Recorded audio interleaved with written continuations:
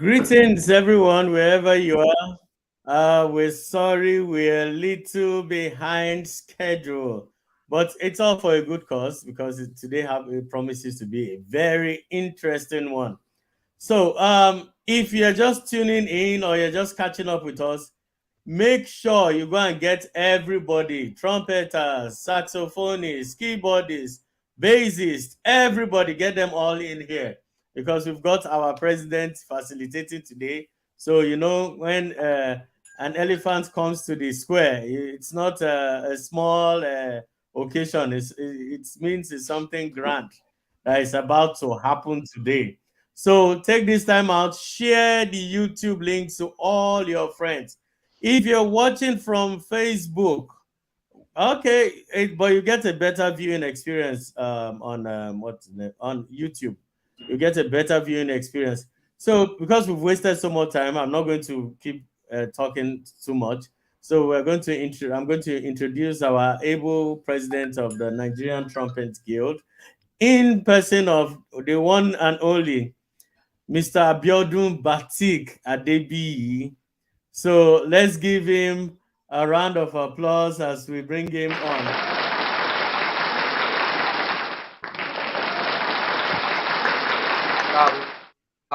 Yes.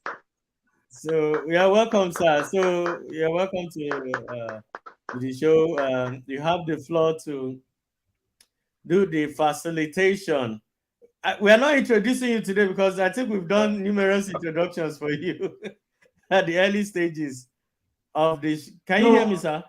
No problem. Yeah, of course I can. Can you hear me? But just for those, yes, sorry, sir. For those who did not know or did not witness the introduction, let me repeat myself. This is our president of the Nigerian Trumpet Guild.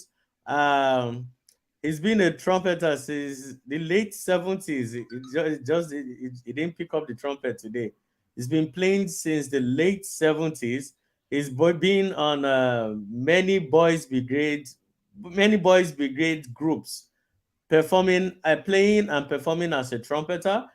They are also very, very top musicians from the 80s and 90s and up to this moment. In fact, if you listen to any Nigerian music in the late 80s, 90s, up to this point, the chances are Mr. Batik, as we fondly call him, has his horns line in that tune you so much like. That's to tell you how grounded, how involved he has been with the Nigerian music scene. Now, beyond the professional performances and appearances, he's also an educator. He's been a lecturer before he left for the US. He's lectured at LASU. A lot of our great trumpeters at NTG here have gone through Mr. Batik at some point at LASU. He has also been at the Muson Center playing at different settings, different orchestrations, different band formations. And you know what? This is why I didn't want to do the introduction because it's going to take like 1 hour. Mr. Batik's CV is too long.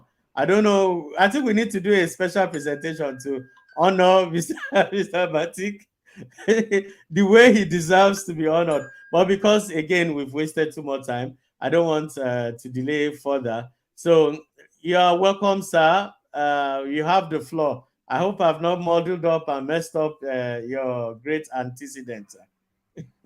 You have done so very well, my brother. You have done so very well, and I'm so very happy to be here. I mean, as it is the slang in Nigeria now, Emilokon.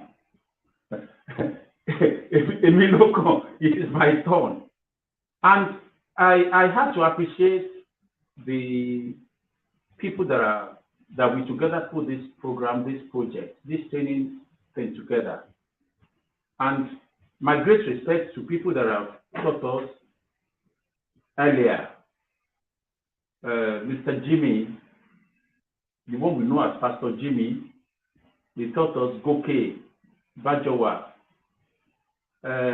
Our vice president in America here, Sheyi Clegg, known as Sulu Momento Show. We had the great lady, Anu Asauye.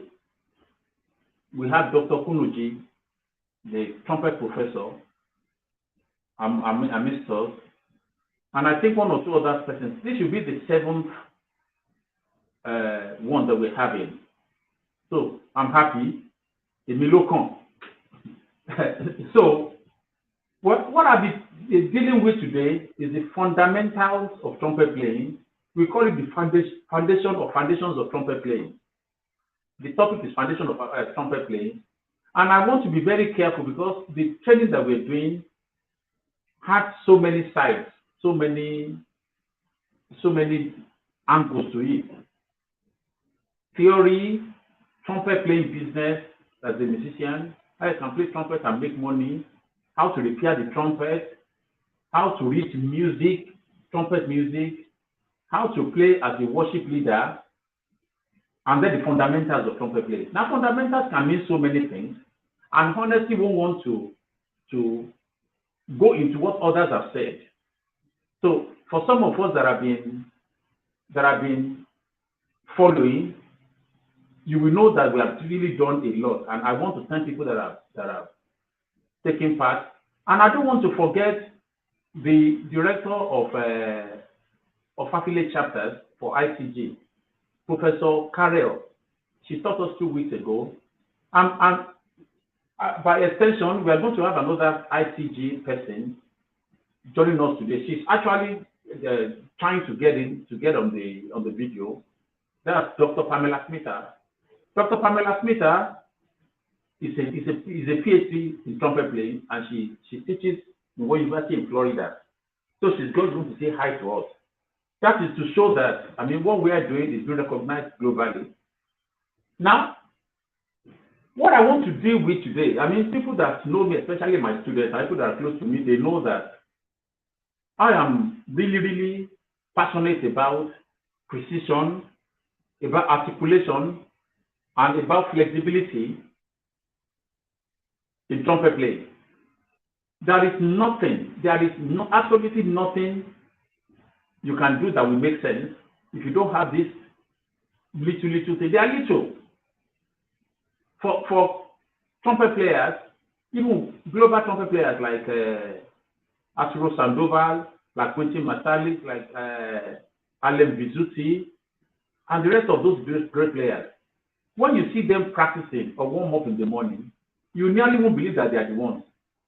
They do a lot of things that you would consider as annoying, like trying to get sound out of the trumpet, like stability in tone, like being able to connect notes, like tonguing, like staccato playing, which is of course part of tonguing, legato playing, which is smooth playing.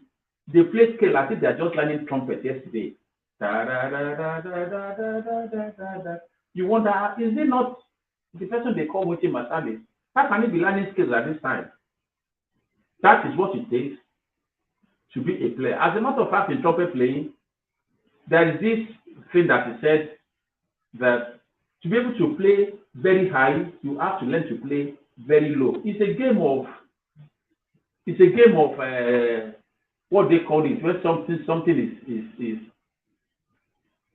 is against one another.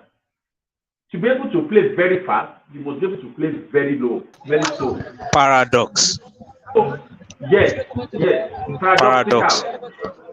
So I am going to say that today what we are going to do today, what I'm going to concentrate on is precision, articulation, and of course, which is going to lead to flexibility.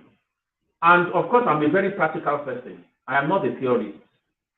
There are so many books, there are so many styles, there are so many, but every book, every material you have, they are hammering on the same thing.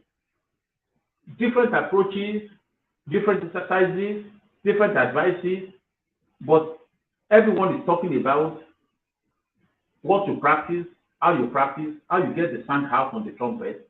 That is the basic, and that's what we are going to focus on. And of course, I know that all of us are not as articulate when it comes to reading music or playing Bach, Mozart, or even Clifford Brown or Miles Davis. So I don't want to believe that all of us are right there at the top, like the Ademofe, like the Adebiyi, like Abe, like the Claire, like I mean, everybody is not the, and even the faces I'm looking at right now, Romoye, who is in South Africa, Akinleye, who is very shy but a very good trumpet player. He plays very well. Babiche, I mean, and Jumbo, Anibet, very great players that are members. I know everybody cannot be at that level, so I'm going to start from as basic as I think it's going to be, and that's why I advise everybody must get your own. Also, if you play the saxophone or you play anything, we are talking about articulation, we are talking about flexibility, we are talking about routine, and talking about precision. Whatever instrument you play, you have to be precise. Precision is very important. So that's what we are going to go into today. And I'm going to try and play. And all these things, I want to sum them up in. Of course, we are going to do a bit of chord changes for some of us that want to play jazz. And when we talk about jazz, so many things are going to represent what we call jazz music. As long as you are not playing classical music, even when you play traditional music, or any kind of music of your locality, at a point they will ask you solo or improvise. As at that point, you better believe that what you are playing is jazz. You better believe that what you are playing at that time is jazz, because when you improvise, there's no other way you call it. What you are doing is jazz. Though it may not sound like the blues or the swing or the very difficult chord progressions of the Americans and other Western world, but in your own way, you are improvising. And those things that we need to improvise, we are going to look at them briefly today. So let's go. There's a song I'm going to play here, which is titled Blue Boza.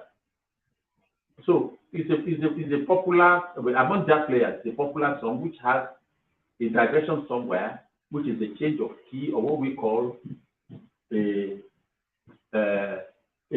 play around the chord. So I'm going to try as basic as I can make it, because I know that all of us are not, we don't have the same skill level. So let's go.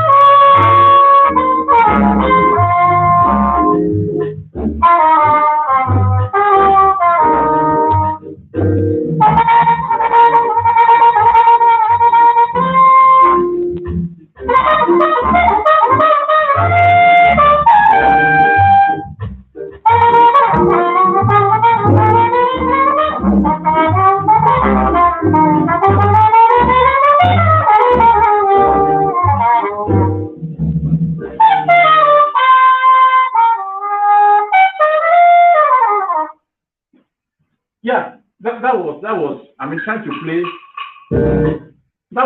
play around, I mean, the chord changes there.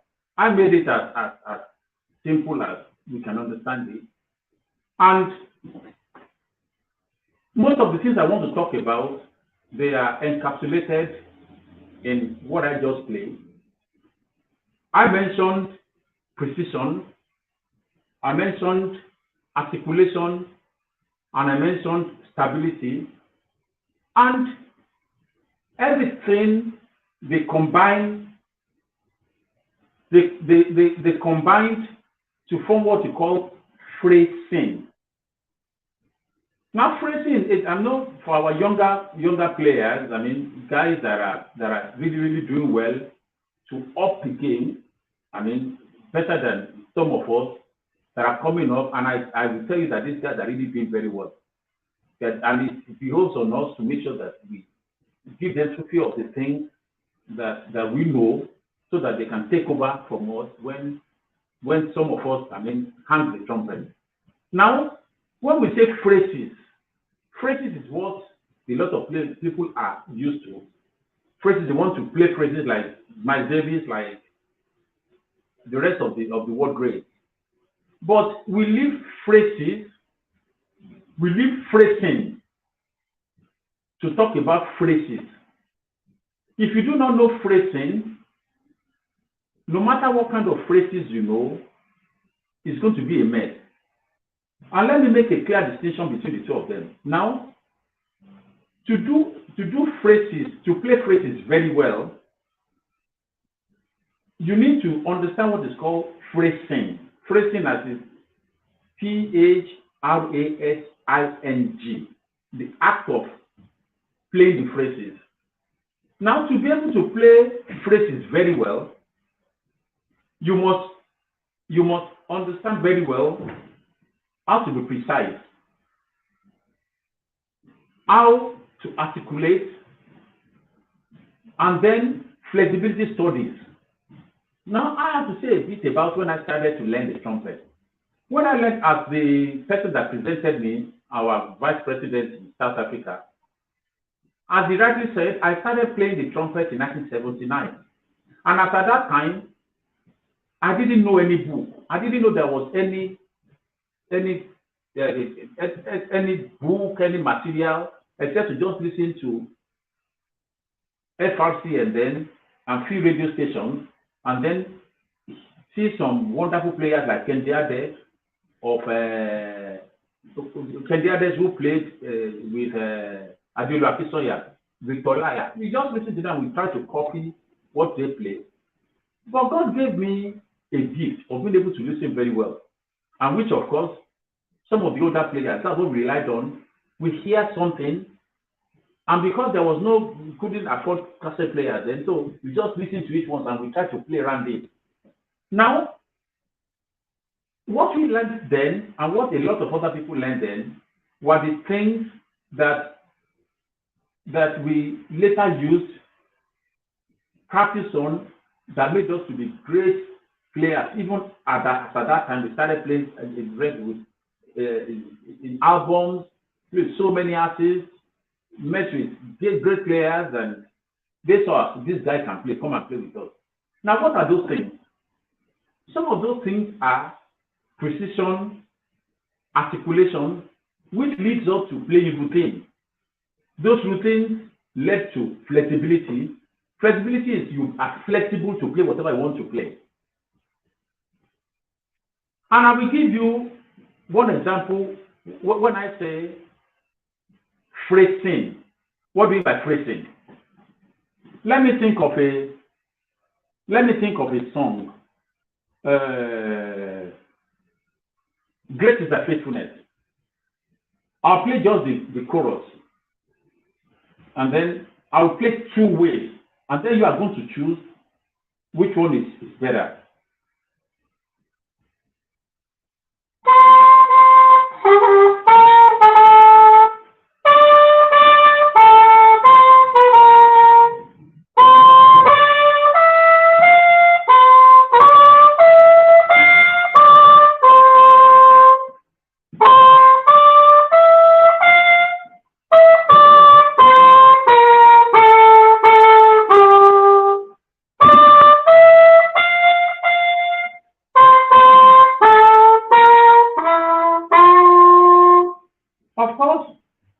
I played the song, and everybody knows the song, and people will enjoy it.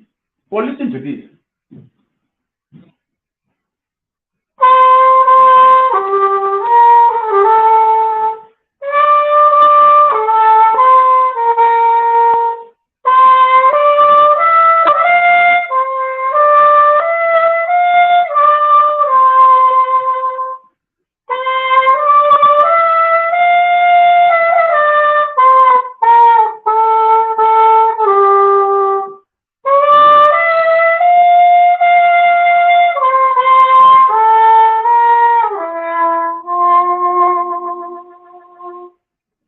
The difference between the two is one actually sang the song.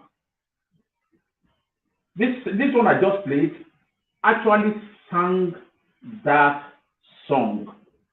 While the first one I played just used the instrument to just play the song. And that is why when we carry this instrument or whatever instrument that we play, we should have it in the back of our mind, whether we are playing solos or we are playing song or whatever, that we are actually playing song, we are singing. It's just like the mouth. They say that what you cannot sing, you cannot play it. When you carry your instrument, you think of a song. Whatever you want to do, it is a song. And some of these things are, what actually helps you to be able to play those songs, that thing you call song, delivery. So let's start now. I ask us to come with our instruments. I ask us to bring our trumpet, our saxophone, our guitar, and whatever instrument that we have. We should try, and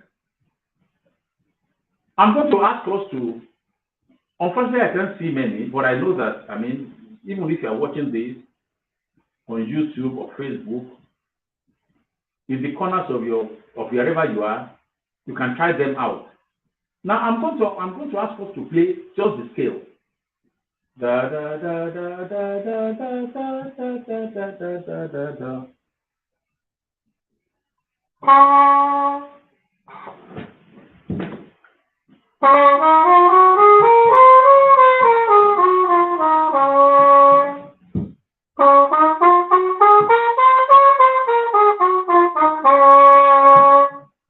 Now, sorry, I'm playing on the key of E flat on my trumpet. Da, da, da, da, da, da, da, da. Or let me take a key that the way.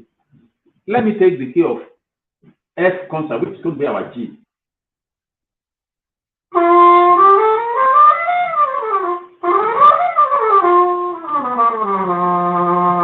Now we take the key of, which I'm sure everybody can.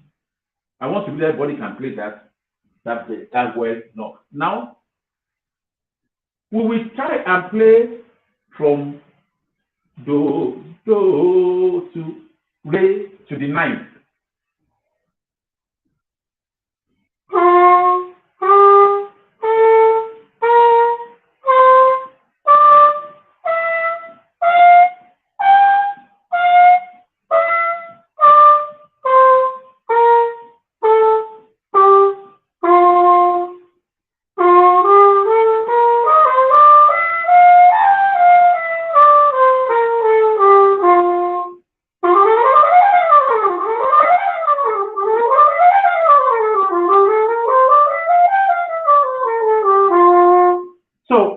Because of what I want to achieve, we get to that race. Now, what we call phrases. Now, if I'm playing a solo and I play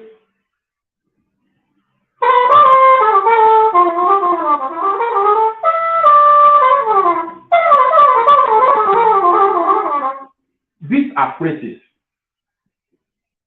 These are phrases.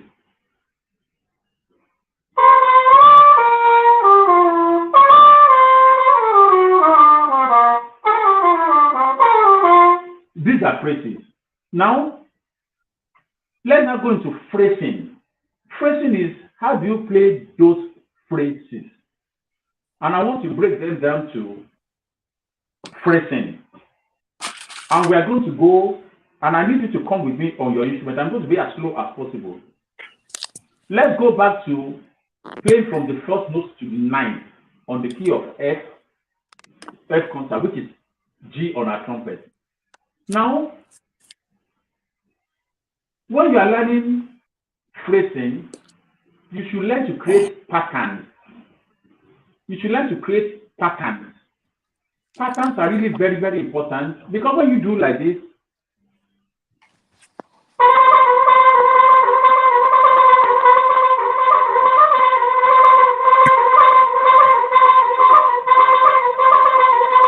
it is a pattern. It's a pattern. Or what Dr. Vitolaya popularized that we used to shakara everybody those days, like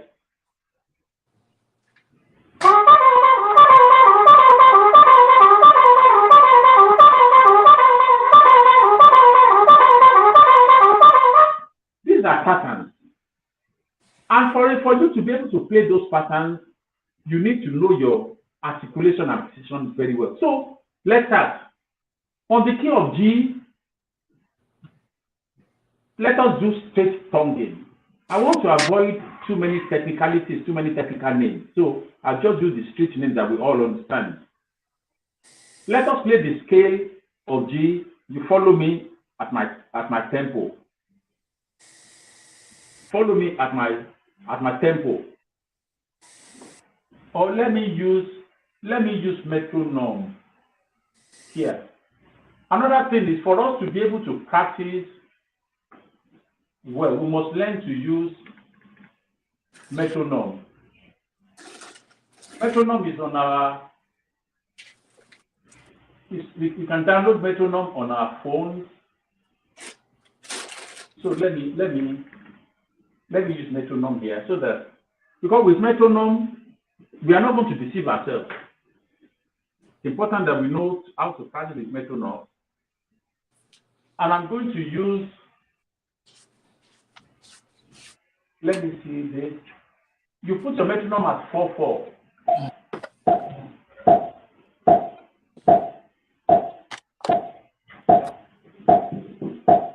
Let me go to 8.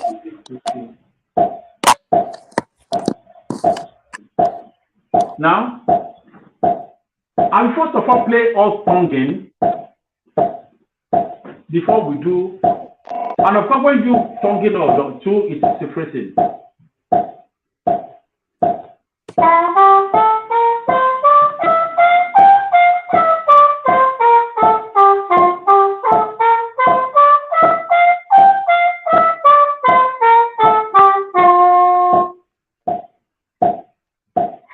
So that's tonguing. Then I'll play legato, which is smooth.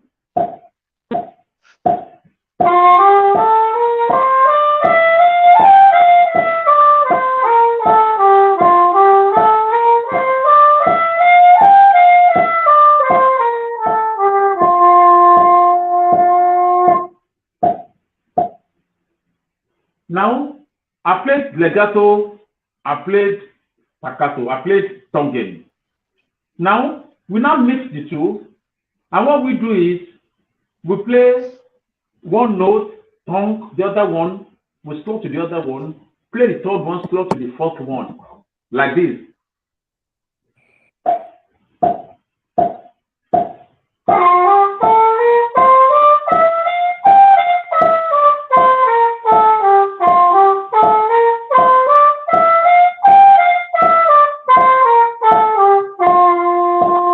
Again.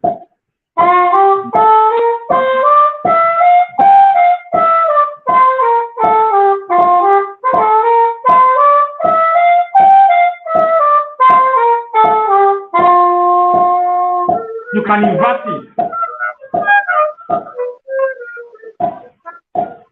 You can invert it. And when you invert it, you slow the first one. And let me explain in a clearer sense what I mean by slowing and tonguing. Now there are basically two parts. The first one is when you do ooh, when you do the syllable ooh without your tongue. Ooh, when you begin to play, ooh, you just blow the air into the trumpet without the aid of your tongue. The other one is when you do either do or two off, off, off. So we do the first one, who the second one, do the first one, who the second one, like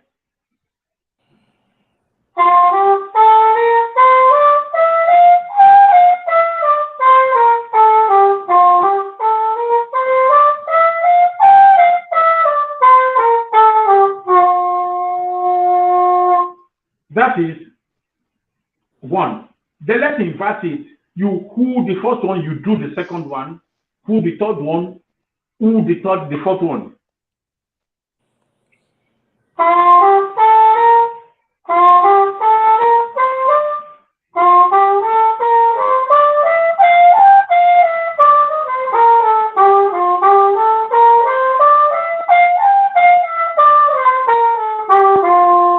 And when you are practicing, your tongue, let it be heavy for now.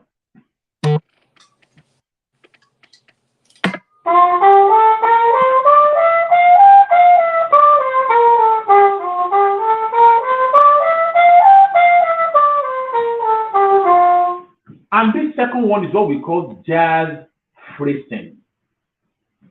For people that want to play jazz, this is what we call jazz phrasing. When you hear beautiful notes, that's how they're played.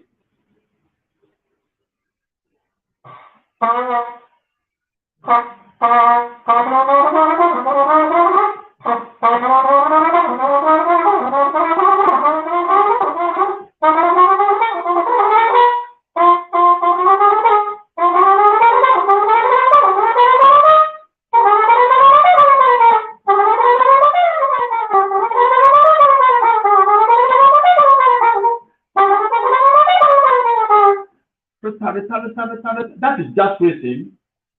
For some of us that are learning to play, I mean, bebop and all that, that's the phrase that you use.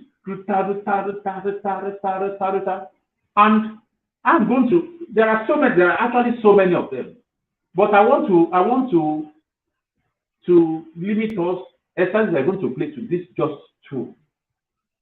Although the one I like, my favorite really is you tongue the first one, who the second one, you tongue the third and fourth.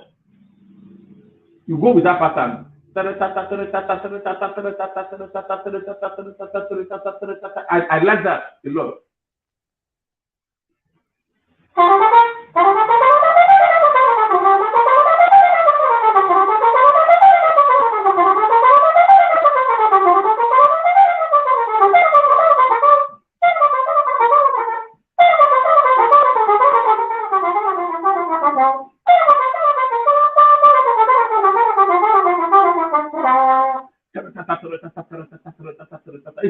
It's important that we have that discipline of keeping to those routines.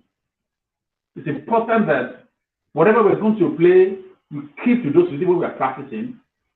Like, how did I even start it? How did I start to learn all these things? Before I ever saw any book, before I saw any book when I was still learning, when I was really very young as a player, I just thought that when I want to practice, there should be some pattern. And I started. And those that knew me back in those days, they knew me with some of those phrases. Like when I play.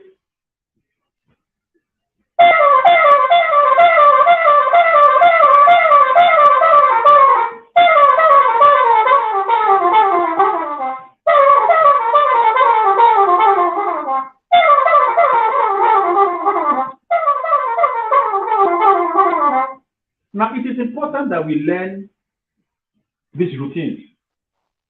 It's important that we learn this routine, and whatever I want to play, let us take those phrasing. Let us learn those phrasing, and then we should learn them on all the keys. I'll tell you, I was barely 3 years into learning to play the trumpet. I started playing in records. I can't remember how many records I played. But Sister Bolare, Ayewa, Lion of Judah, Good Women, those days, they have to come and look for me because that's the way I play. And of course, I started having lots of problems with. I had lots of problems with other home players. Because whenever we go to Decca those days, they say, this black boy is here. And they tell other brass players, please, can you please wait? You are going to overdub later, let him play.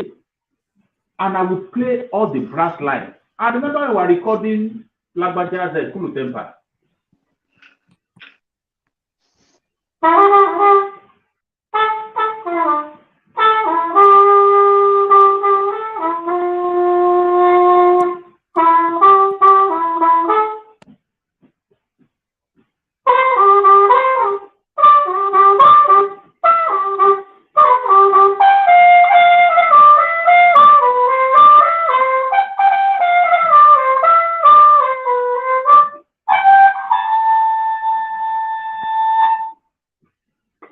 Most of the albums I played to, they ask other players, please, let's have this guy. I will do a lot of other overdubs.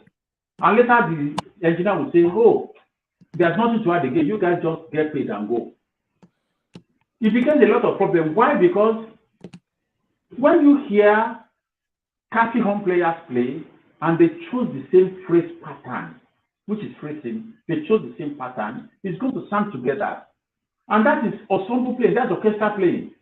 When you have about 10 trumpeters,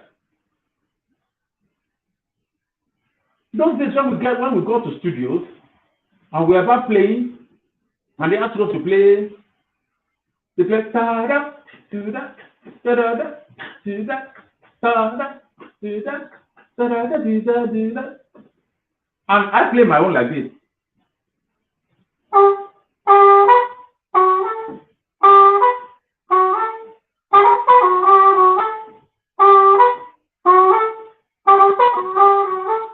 And you have other trumpeters or on players playing.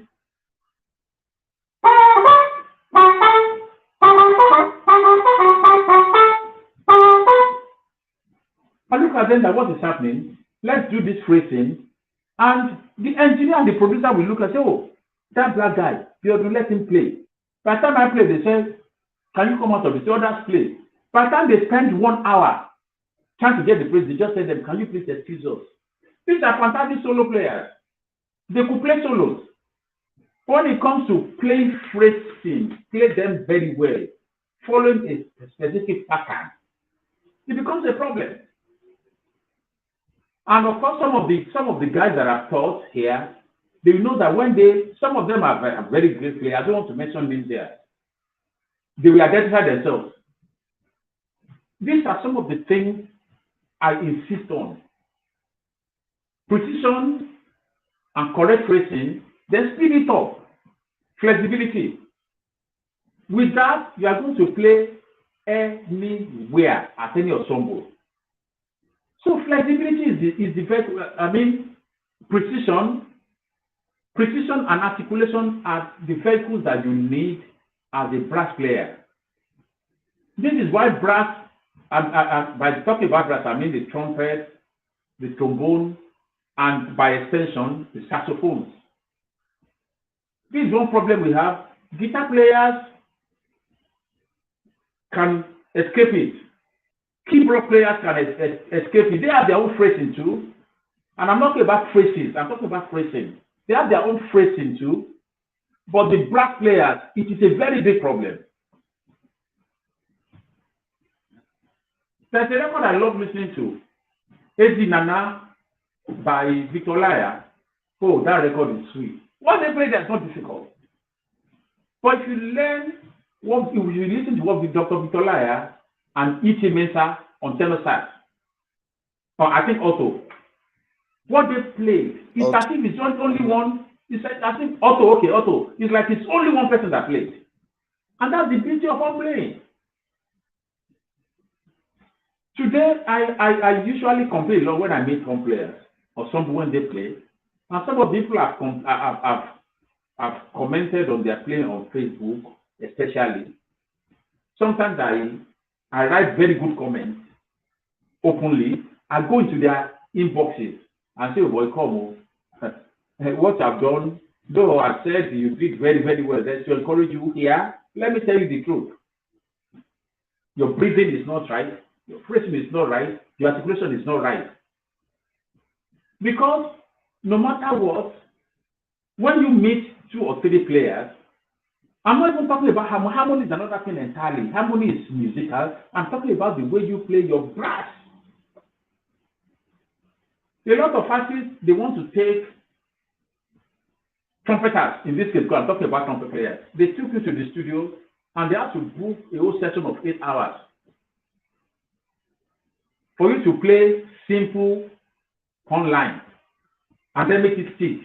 Sabada, sabada, sabada, sabada, sabada, sabada, sabada, sabada, sabada, sabada, sabada, sabada, sabada, sabada, sabada. It becomes a by the time that becomes something else, the guy just okay, because of my studio time, I have to pay for it. Let's just take it like that. The guy goes, the artist goes, and he's not happy.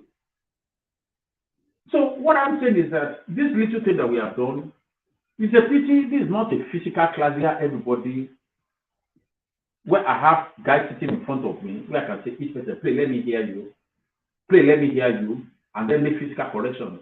But I need us to please not to be in a hurry, because to practice phrasing, and please, I'm not saying phrases. You may know all the phrases in the world, but how do you play them? I've had fantastic trumpet players listen to recordings, and what they play are just very simple lines.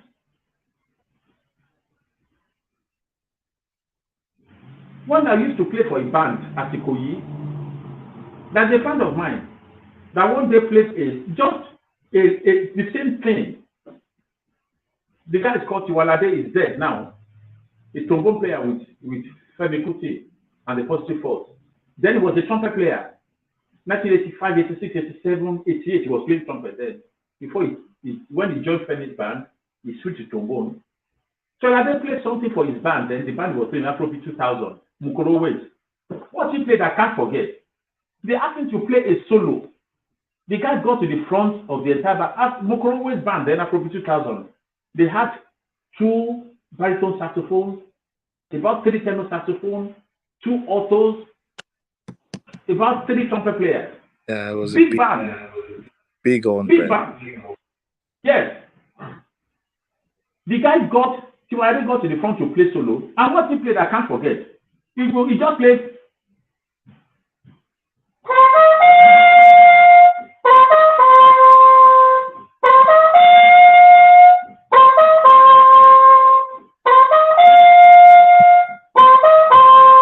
And the whole place went wild.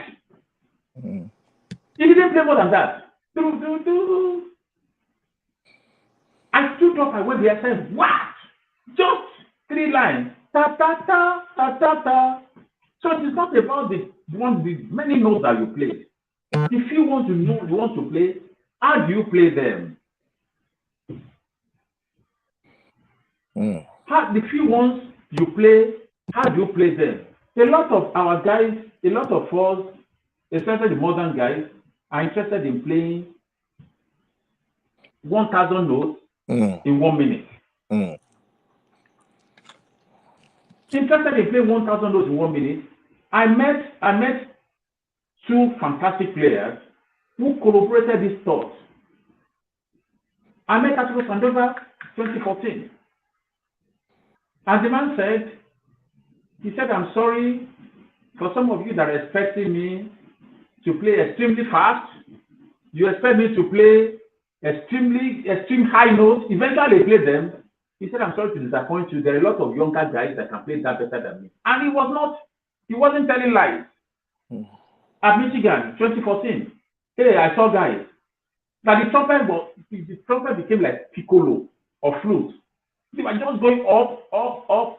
And now it got to a point, myself and Natural were talking. They had to say, what? When he had people playing, but why? Where are those guys? Does anybody know them? No. Nope. Do you know them? No. They can play like that. But where are they? You don't know them. They to go to studio, they record album. They keep playing bands, but you don't know them.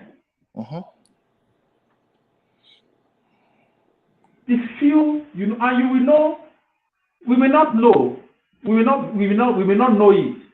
For some of us that have met some of these great players, you find out that some of them are limited.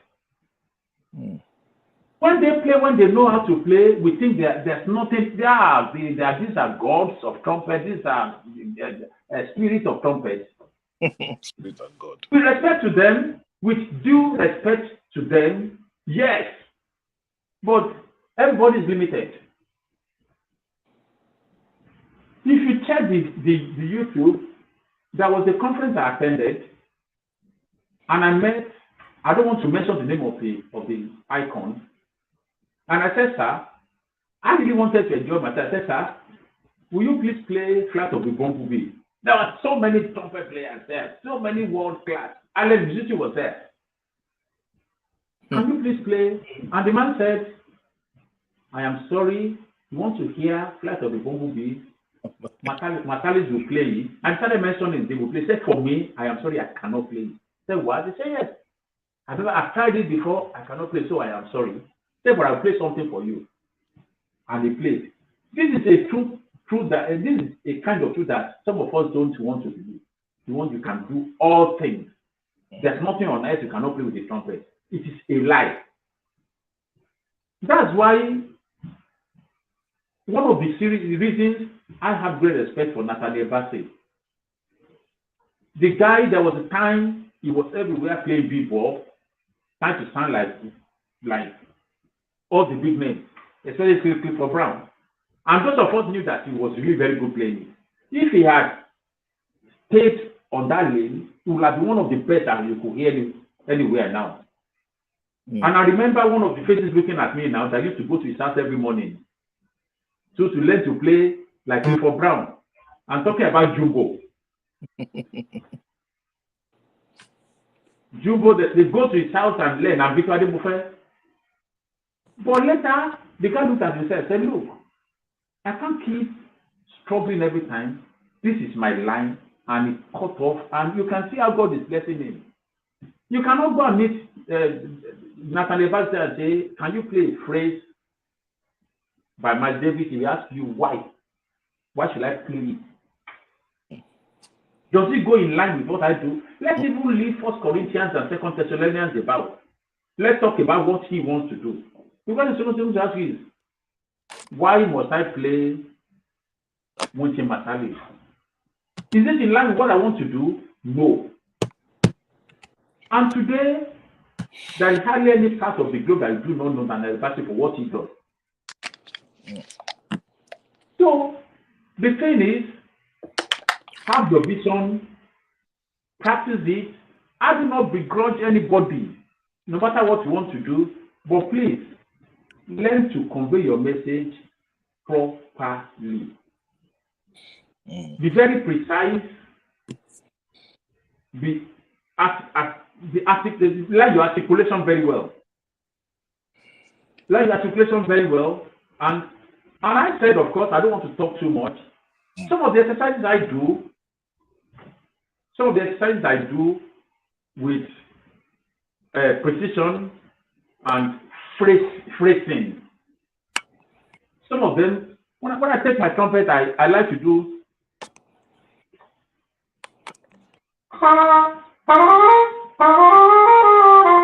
I take the first tetrachord. Da da da da da da da da. Just do re mi fa so fa mi re do.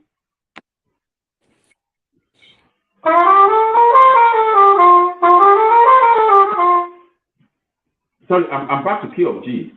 Because I know virtually all of us can play the key of G. Now, I do do, re, mi, fa, sol, fa, mi, re, do.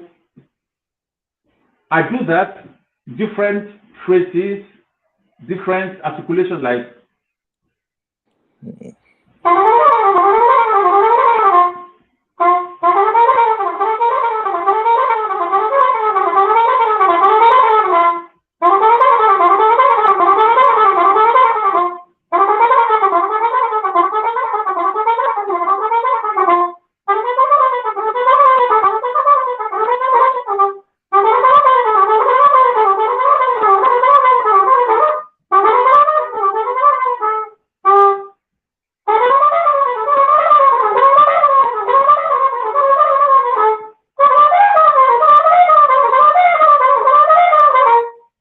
now this is something I do just 5 notes, but believe me, I try to play them as fast as I can, and of course I can play them even a lot faster than that. But you have to start them slowly. You have to start them slowly And you move to up. be able to get the precision you want and the phrasings you want, and then you can slow them. You can add them up. Actually, that's even when I play around. I play da da da da da da da da do re mi fa sol fa mi re do re mi fa sol la sol fa mi re do.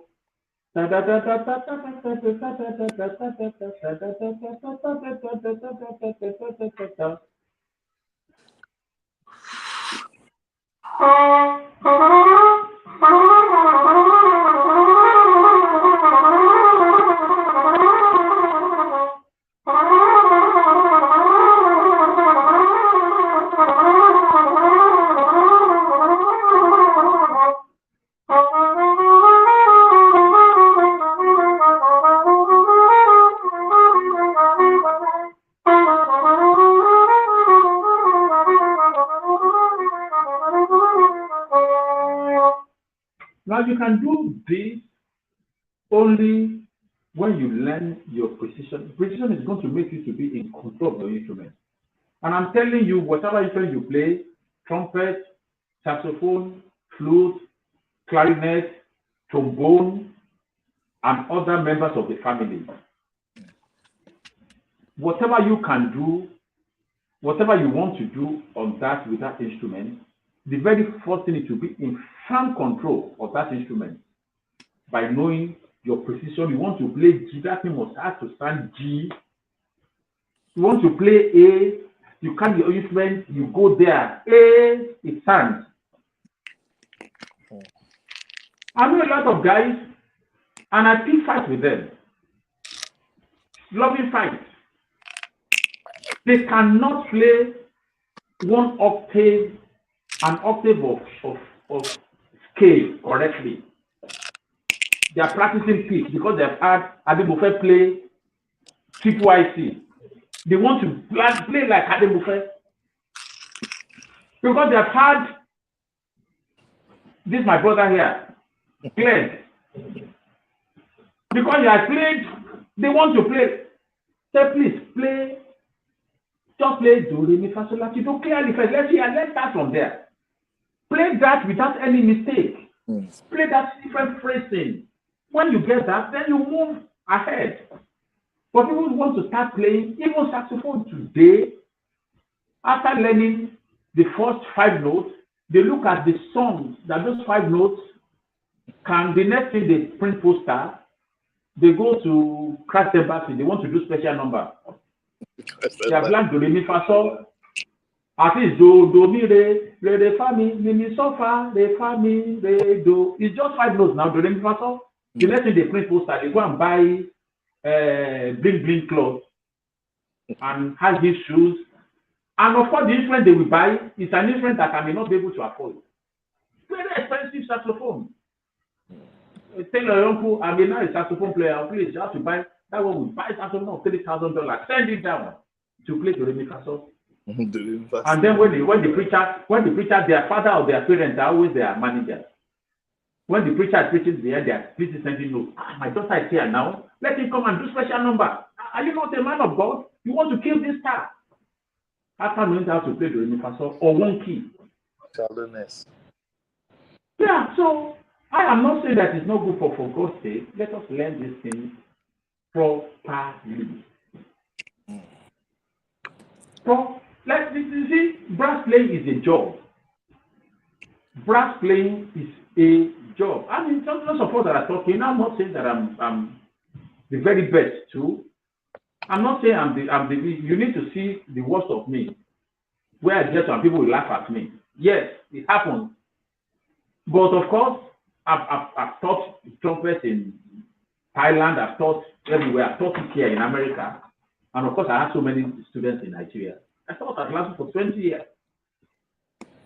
There is nobody that does not have limitation, but there's an acceptable standard where they say, "Oh, he can play."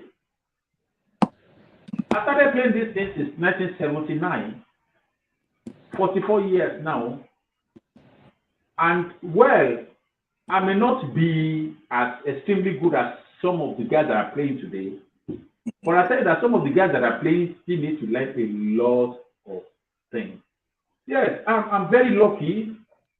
I played alongside Vitolaya. I played alongside,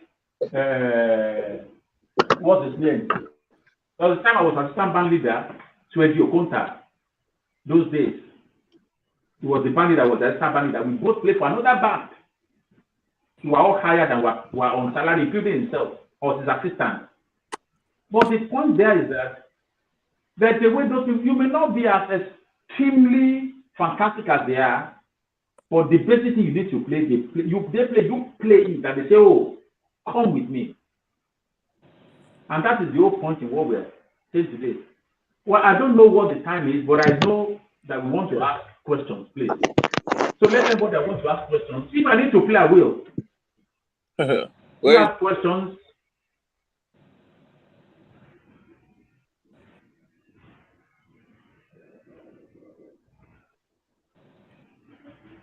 So I'm ready to take your question, please.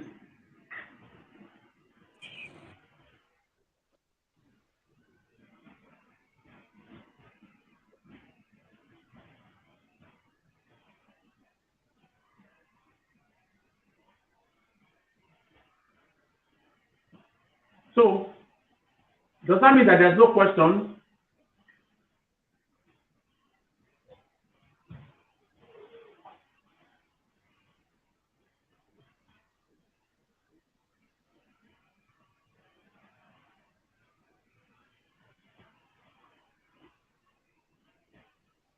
Oh, I need to recognize my brother here, Venerable Alfredo Atuyi. Venerable Alfredo Atuyi is an Anglican priest. And of course, if you know how it is in the Anglican, so that you know how big he is. You start as a reverend, you become a canon. After canon, you become archdeacon. Then after archdeacon, you have a whole archdeacon area, archdiocese. You have, archdeacon. The diocese is divided into areas. So in the US here, I'm confused because the way it is done in the America is different from the way it's done in Nigeria. Now, in Nigeria, they are divided along the political senatorial district. We have Lagos West, Lagos Mainland, and Lagos Diocese. Now, that's how it is. He is the archdeacon of what we call adults. I've forgotten the full meaning of adults here in the US. The headquarters is in Chicago. He has so many churches under him. He lives in Milwaukee, and he's a trumpet player. He's actually one of those people that I saw playing trumpet that made me to go to trumpet playing. So I welcome you, sir, Venerable Alfredo Atuyi. And he's still playing. He's a trumpet playing priest who, in his church in Milwaukee, Wisconsin, as he's serving Holy Communion, you see trumpet beside him in his regalia, and he plays well. So that's my brother. He always attends our this live event, And of course, there are a lot of other. So, Brian Martins, what's the question? Can you write your question now? Brian Martins said he has a question. If you write it out, we will see it.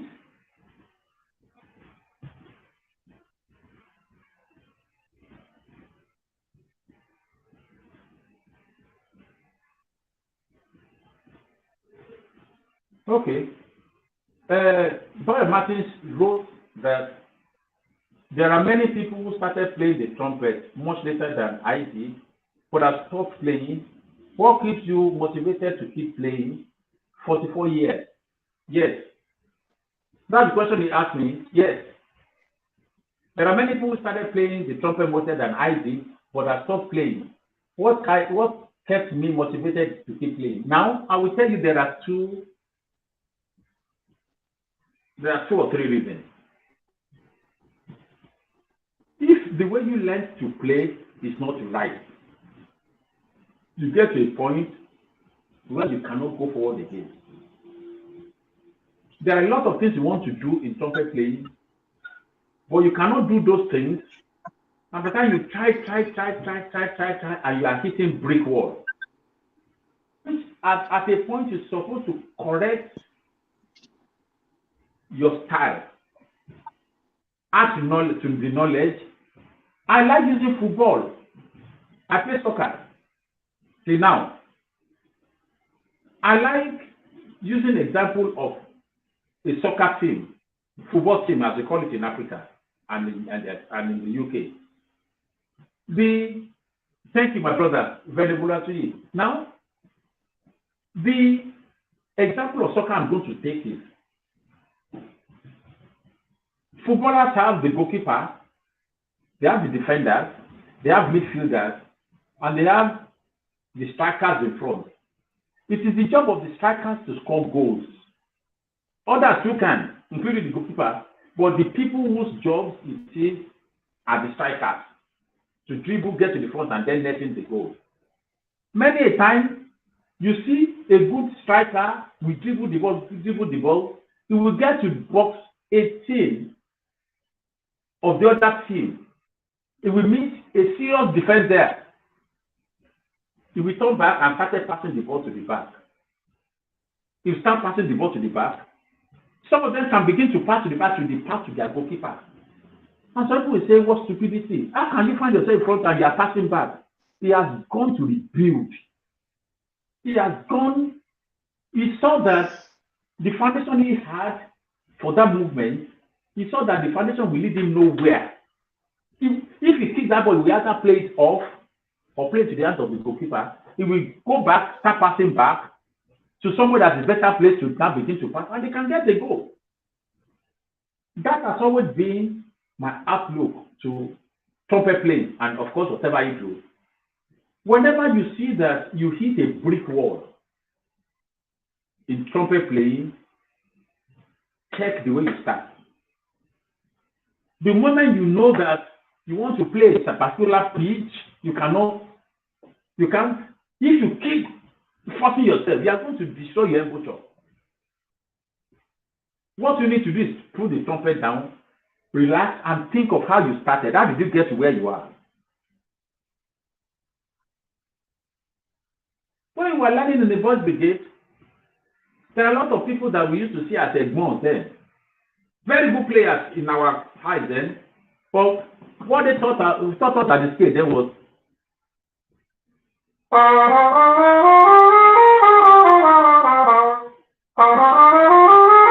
said, this is not sounding right now. They said, that is the scale. Then you have to play it. And I'll be discontented. I will not be happy. But I'll play it. But I know that some of them will not last. And by the time the biblical, the scriptural, the one that built his house on the sand, the foundation is not wrong. When the wind blew, the house collapsed. So if you don't build your playing on a strong foundation, and you are too proud to go back to carry your trumpet in the morning and say, And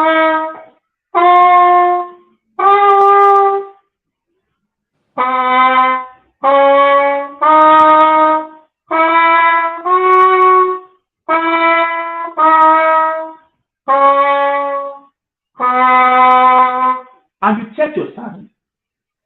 If you are too much in a hurry, every time you play the trumpet, it is phrases you are looking for. The next thing you wake up in the morning, you take your trumpet, you already have my Davis there, you press play. And you are the only one that enjoy what you are playing. That's what you are learning. You are going to get to a point where you cannot go forward anymore. The only option left for you is to either pick the sax, or you go and you become a producer playing keyboard and making beats for hip hop musicians. Let me make you laugh a bit. There was a conference I went to, NCG conference I went to. And you know, when you get to ICG conference, you see lots of more trumpet players that you've been reading about. And there are some guys that are there to show that they can play. They carry their trumpet and every opposite they see. Of course, you see a lot of, you see Yamaha, you see Korn, you see so many trumpets. They will beg you to come and test their horn for them. And you see sales girls, small girls and small boys. You see them that say, oh, come on, test my trumpet. Come on, test my trumpet. And you begin to play as if you can play trumpet. You begin to play what you think you can play. The guys say, they laugh, this is very good. They are looking at you. The moment you begin to show that, they say, can I have that trumpet? One of them will play something. You just disappear because these are fantastic trumpet players themselves. There was a day at the conference, I was talking to one of those great trumpet players. I said, well, I think I can manage to play. And one guy brought a music stand beside us. And because he saw the guy was talking to him, he wanted to show, he started playing exercise. And the guy looked at him, he looked at him, he continued talking. He got to the point, the guy now came to us, he's not a Nigerian. He came to us and said, oh, you know what I was trying to play? I said, have you seen Mr. Iverson? And I said, Iverson. He said that the time we are playing is Iverson and he just passed. It was so embarrassing. He said, just passed us now. He's sorry when we are playing. We are trying to play what he. I said, because you are playing the midst of the owners of the instrument. The mouthpiece you are playing, the person that designed it is right there. What do you want to tell him? The trumpet you are playing, the person that actually that is the designer of that brand is at that conference. You now want to show them you can play. So what I'm saying is humility as you are learning, as you are practicing. Humility that some friends of mine call humbleness, to be humble, is very important. When you want to practice, even to yourself, show humility. Always start from the check if there's a problem. I'm still answering your question. Why a lot of people change, the basic reason is they get to a point where they cannot stand well again. They practice everything possible, they are frustrated, they drop the instrument and they learn another one, especially sax. Why some is for health reasons, and some for psychological reasons, like Fela. Fela Kuti was one of the best trumpet players in Africa then. There's a book I read. The book is titled Miles Davis, the book by Miles Davis, where Miles Davis mentioned two names of trumpet players in Africa. He said, there are two trumpet players in Africa I respect. He mentioned Mike Falana and Fela Kuti. He didn't even mention Masekela. He mentioned Mike Falana, the Yoruba guy. And he mentioned Fela Kuti. He said, those are two great trumpet players that I respected. But what happened? Fela changed from high life to Afrobeat music. He had a fantastic saxophonist called Igochiko. Yeah. Fantastic saxophone player. Igochiko left Fela's band to begin to play with this River State trumpet player. Rex Lawson. He left him to go and join Rex Lawson band. And fella dropped the trumpet. He started playing the saxophone. So there are several, but the major reason is that if you don't learn, trumpet is very technical. It's not just instrument you can carry like keyboard, you just plug and begin to play, or guitar that you can just play. This one has to do with your embouchure, your breathing, your fingering, your state of mind, your health. So the moment you are not up to it in those ways, the next thing is to drop the instrument. So does anybody have any other question?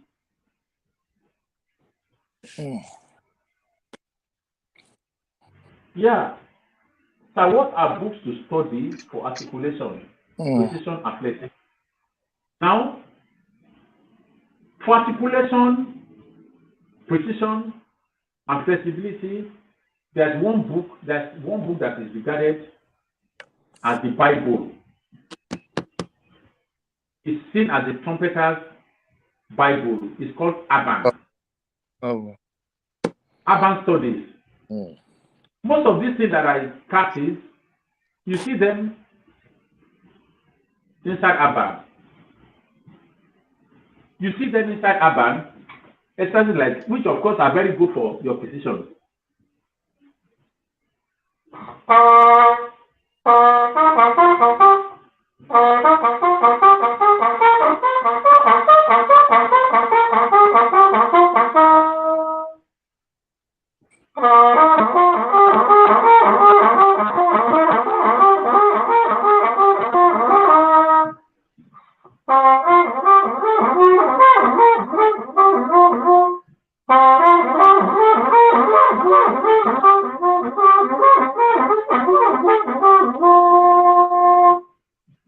You see some of those exercises and even a lot of other ones. You see them in Aban, A-R-B-A-N is what I'm going to recommend for anybody. To play Aban, you use Aban to a point, you'll be able to stand. You can play. And now some of these things I did, Aban will recommend you to do them in all the keys. Whatever you want to do, make sure you do them on all the keys. There was a time, even before I saw Aban and the rest of them, there was an exercise I used to do on chromatics. I use the exercises on. I use them for flexibility. I use them for flexibility and for phrasing.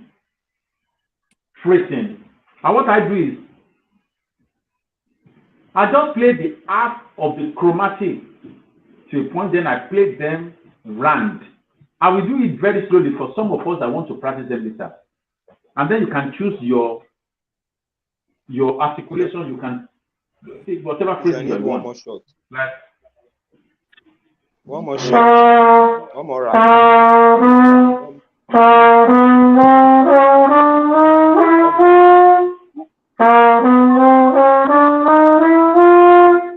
Do, di, re, fa, fi, so. I stop at so. Chromatic from do to so.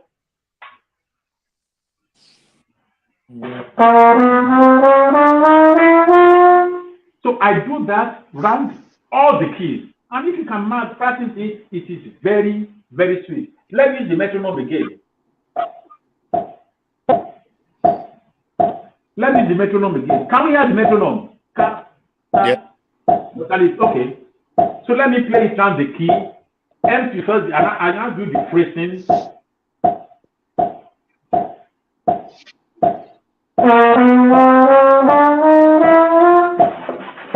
That's it again.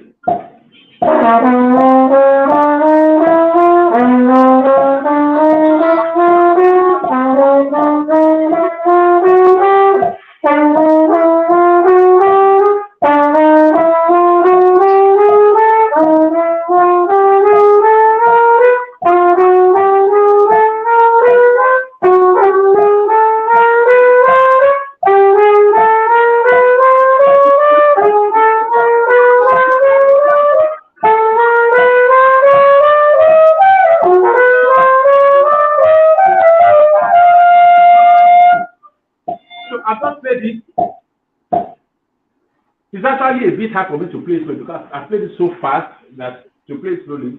Let me increase the speed a bit and then play it the way I ordinarily would want to play with the phrasing.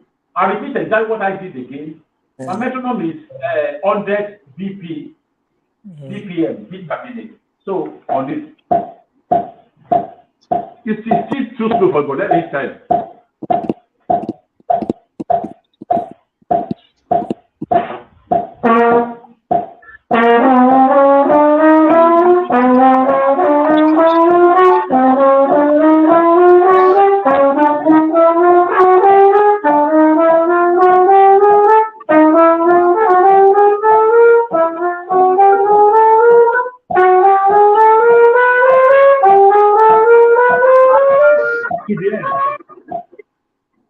But let me do it the way now. The phrasing I'm going to take is what I call the jazz phrasing, the bebop phrasing, which is like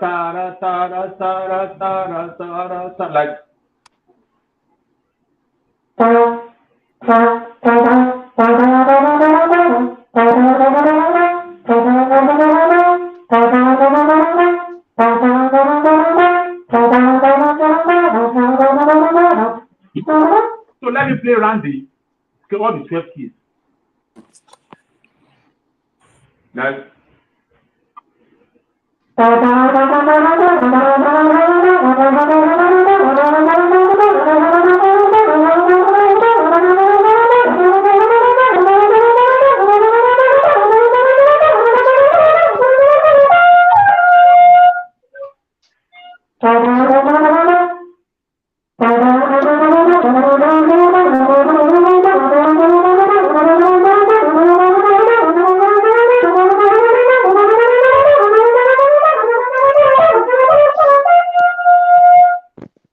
I've not played it in 12 keys, but what that is that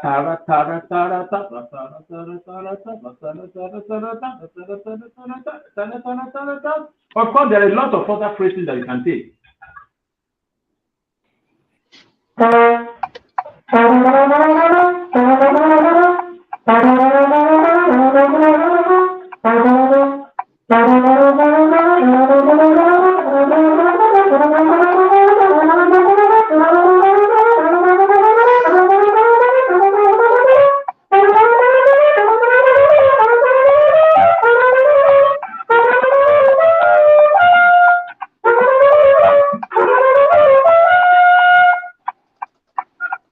Yeah, I mean that wasn't really very smooth, but that is it. So use your metronome and keep to that metronome. So there are quite a number of them. And then again, let me teach us something that I do again. Something again I do. Yeah. Thank you very much, sir. If the foundation is weak, yes. Now, another thing that I do, a lot when I take the trumpet every morning, is ordinary leaves. You do ordinary leaves. From your C, you play something on C, you play the same thing on B, you play it on B flat, you play it on A, and you come down like that.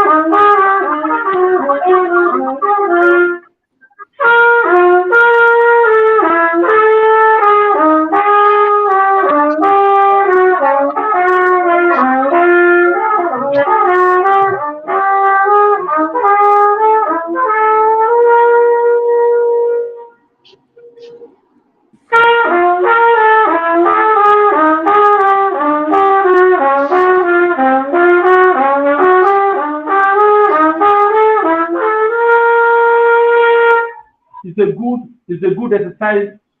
And that's another one that on your key of C, You play the arpeggio da da da da on the key of C.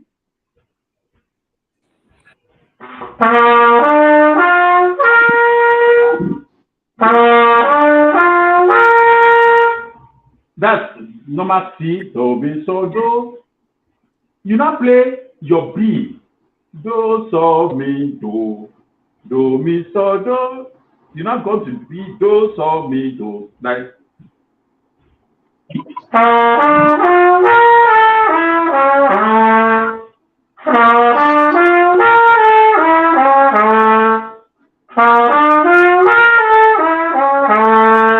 Then you take the next one, your B flat. B flat up, da da da da. Then you take your A down, like.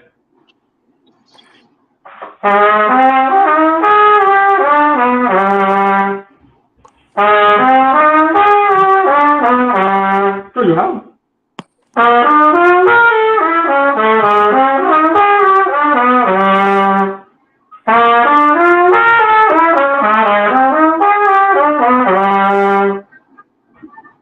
Now, you can take that, you can still go, you can still come down, you can still come down as down as you want to. Go.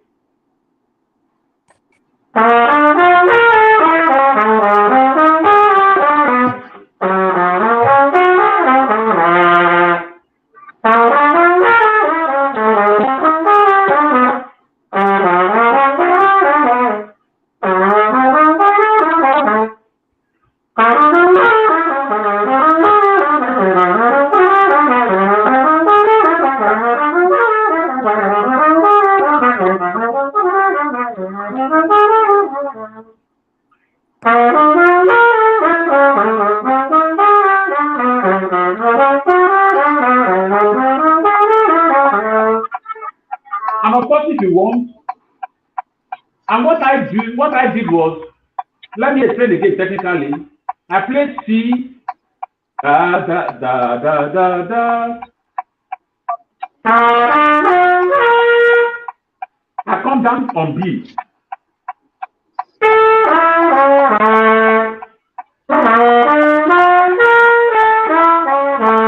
Then B flat.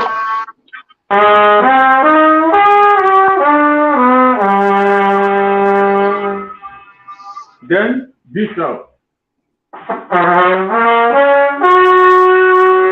Then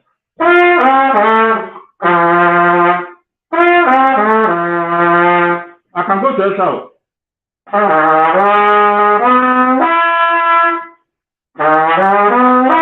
So I can go.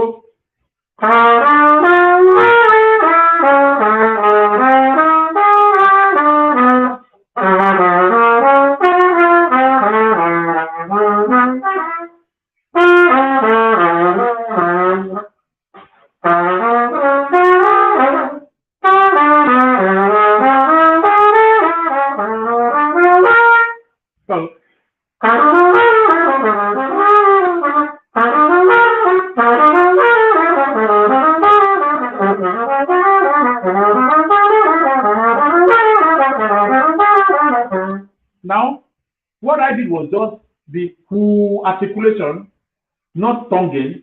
If I add some tonguing to it, it's really going to help the sound. Like if I do.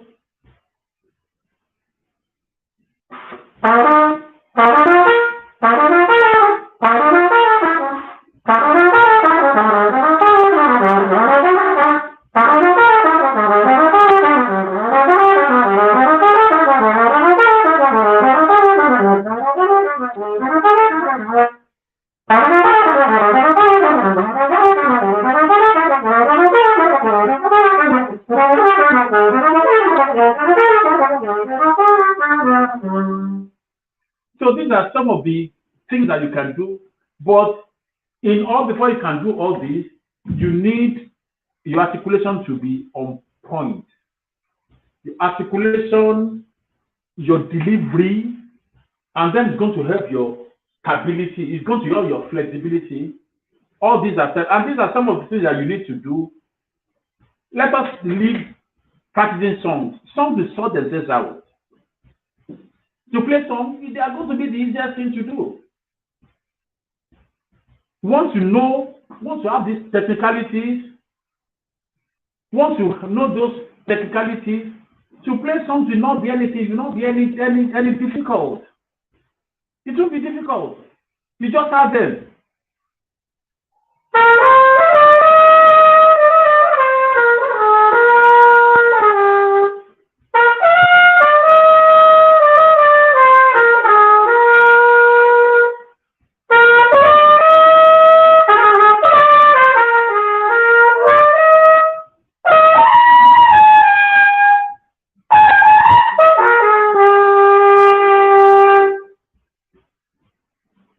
So, if there are other questions that but the thing is, what you practice and how you practice them is important.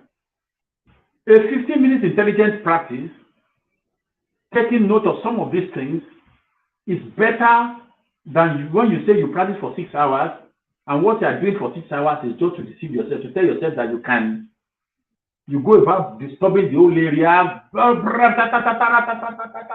you say you are practicing 6 hours every day. What you do in 15 intelligent practice of 15-30 minutes every day will move you forward. Yeah. Why just blowing about will not fetch you anything. Yeah. So, does anybody have more questions?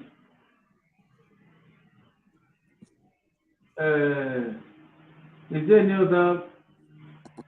What book says? I've spoken about Aban. If you do your Aban will help you in every area of multi-tonguing, of your articulation, but you need to have plenty of patience with yourself. Or else Aban will frustrate you. You get to a point, you pack it aside, say, the one I play, God bless it. But you need to be consistently on it. And please, as we are saying, I'm just building on what others have done and what others are going to do. You understand? It is when you learn all this, you can be a successful gospel player to play about in churches and all that. Your delivery is good. And of course, what you play, the management of your instrument, and then of course, your tone production and all that. This just building on what others have done. And I'm sure that others that are going to teach after me, they are going to continue on this one that I've laid. Do you have any other question?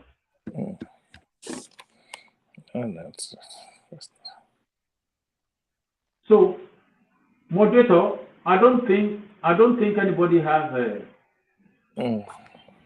I don't think any other person has. I don't think so. I think Mr. Momento has questions because it looks like he has. No, because I didn't see you. So I was when the president was asking for questions, I just saw it was just a picture. I said, "Where is Ron?" So You're not going to ask any question today. No, no question today. I mean, So we're going to continue without any. I could just add a little thing too, based on the question somebody asked in regards to what was that? I think it was Bio Martins. And the notion of some people started playing and then they lost interest. Where Baktik was saying, when they can't cope or they move to sax. Nah, it's not always like that though. I know. I need your. I still play trumpet and I still play. I know.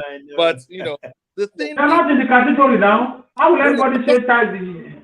I'm advocating for saxophonists as well. So the thing is this: some people, they tend to, like someone said, foundation is very, very important. How you start up and develop yourself is extremely important. Some people don't, because my friend is playing this to me, so I want to go and be playing it. But they don't know that there are some people that God called, and then there are some people that are calling God. So there are two different, it's easier for some people to carry on, while some, they can't go beyond where they find themselves. That's where creativity comes into play. Research comes into play.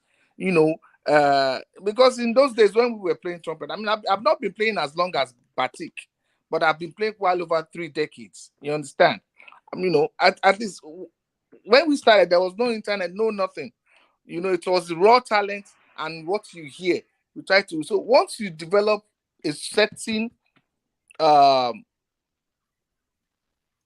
a certain characteristic as to the approach to trumpet playing itself, and it's something that you want to do, it stays with you. Some people just want to do it just to show off. Some people, so when they don't have the source to continue, they just fall by the wayside. I know a lot of people that have been playing trumpet even before I even knew what trumpet was, you know, but then they fall out over time because they couldn't keep up with the trend.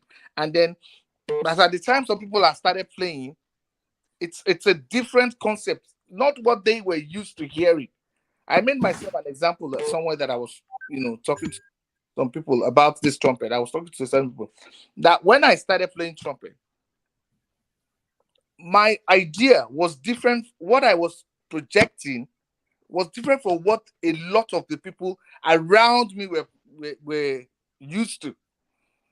And that was because I was consistently listening to certain things that would build my, you know, what I'm trying to know more, my research. I didn't have the internet at my disposal, but I can listen, and aside reading or whatever, I can listen and then just copy and paste. So I built myself on those things, but some people don't have that gift. And I won't say lazy. I don't want to use the word lazy to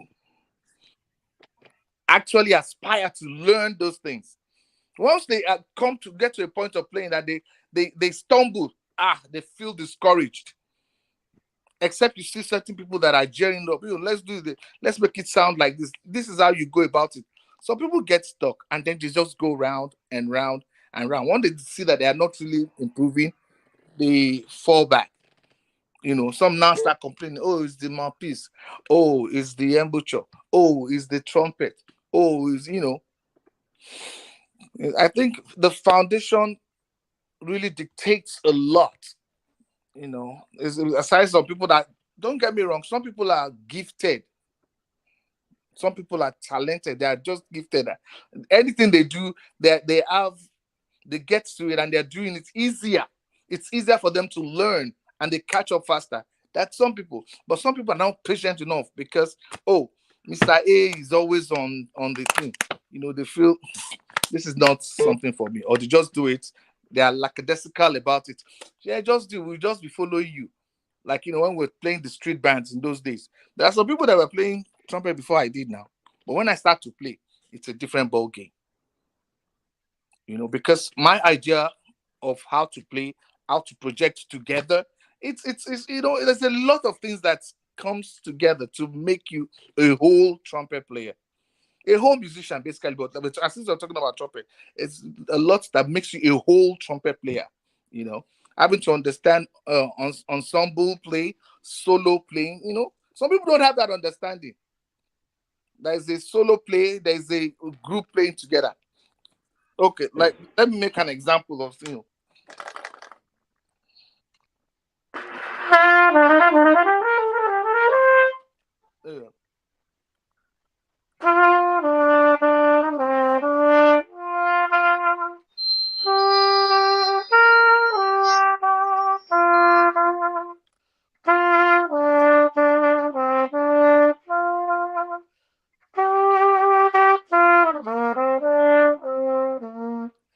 now, if we're to play together, if we're like 2 or 3 of us, I was supposed to. You see some people playing.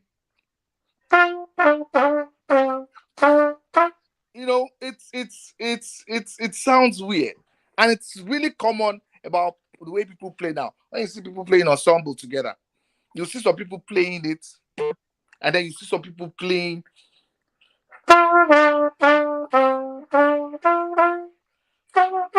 I don't know how they get to play like that. Simple song.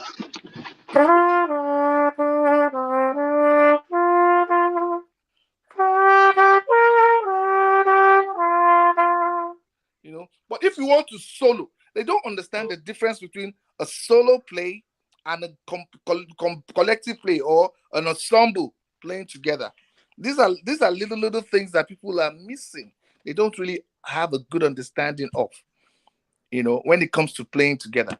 It's like you're playing in an orchestra. You can't play like that in an orchestra. When you have a scored sheet and everybody's playing like that, you want to now play something differently from what's written on the score sheet.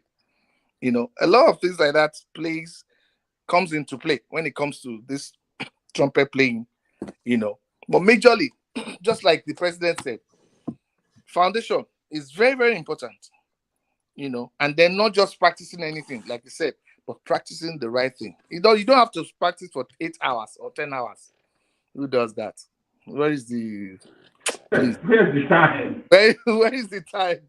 Like you said, a good 30 minutes is fine. Even if it is just a particular kind of phrase you practice it to a certain level whereby you perfect it.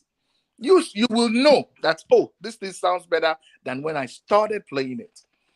So it adds up. You don't need 6 hours. In those days, though, we have practiced like a whole day. I can be practicing, moving from one place to another. I finish my own personal practice, go to another place to go and practice, then go to church to go and practice.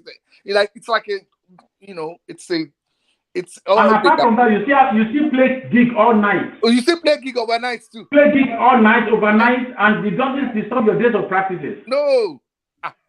I will finish my personal practice, go to shrine to practice, go to church, play a gig overnight, come back. So it's easier, because you challenge yourself.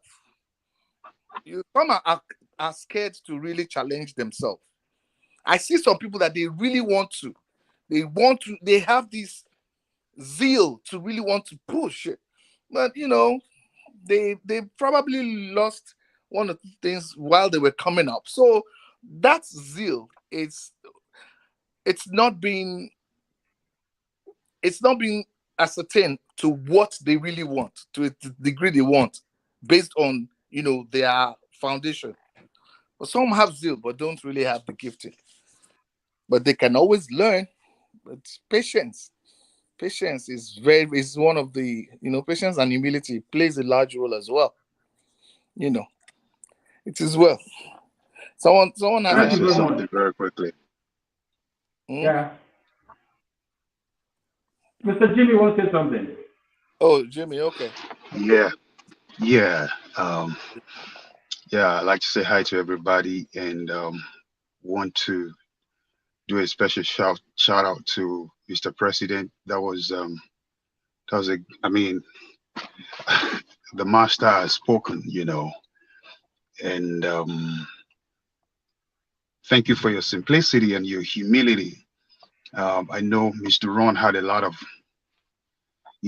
difficulties in trying to put your, the accolades together for you. You're such a great man that you don't, those who really know you truly know that you don't even behave like, typical person that has achieved so much. So I want to honor that humility in you. And I want to pray that you continue to go higher. Of course, it's scriptural that God elevates the humble. So I appreciate that so very much. And of course, I want to give respect to Mr. Sheyi Clegg.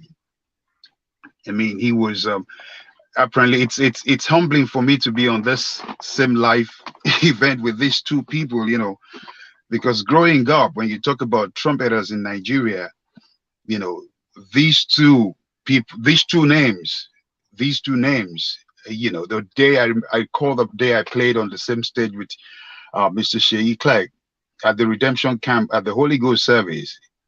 He was a lot of encouragement for me. Yeah. And he kept saying, just come on. Yeah, I'm talking of decades. Yeah. Decades, maybe about 3 decades ago, Yeah. And being on the same platform, with you guys, it's humbling for me, and I just thank God. Thank you for what you stand for, Mr. Batik and Mr. Clegg. Thank you for what you stand for. Thank you for very much. the leadership by example. Thank you for your humility. Having said that, one of the things that have been said is if you compare the times that these two grew up and started playing the trumpet with the times we're living, a lot of things have changed.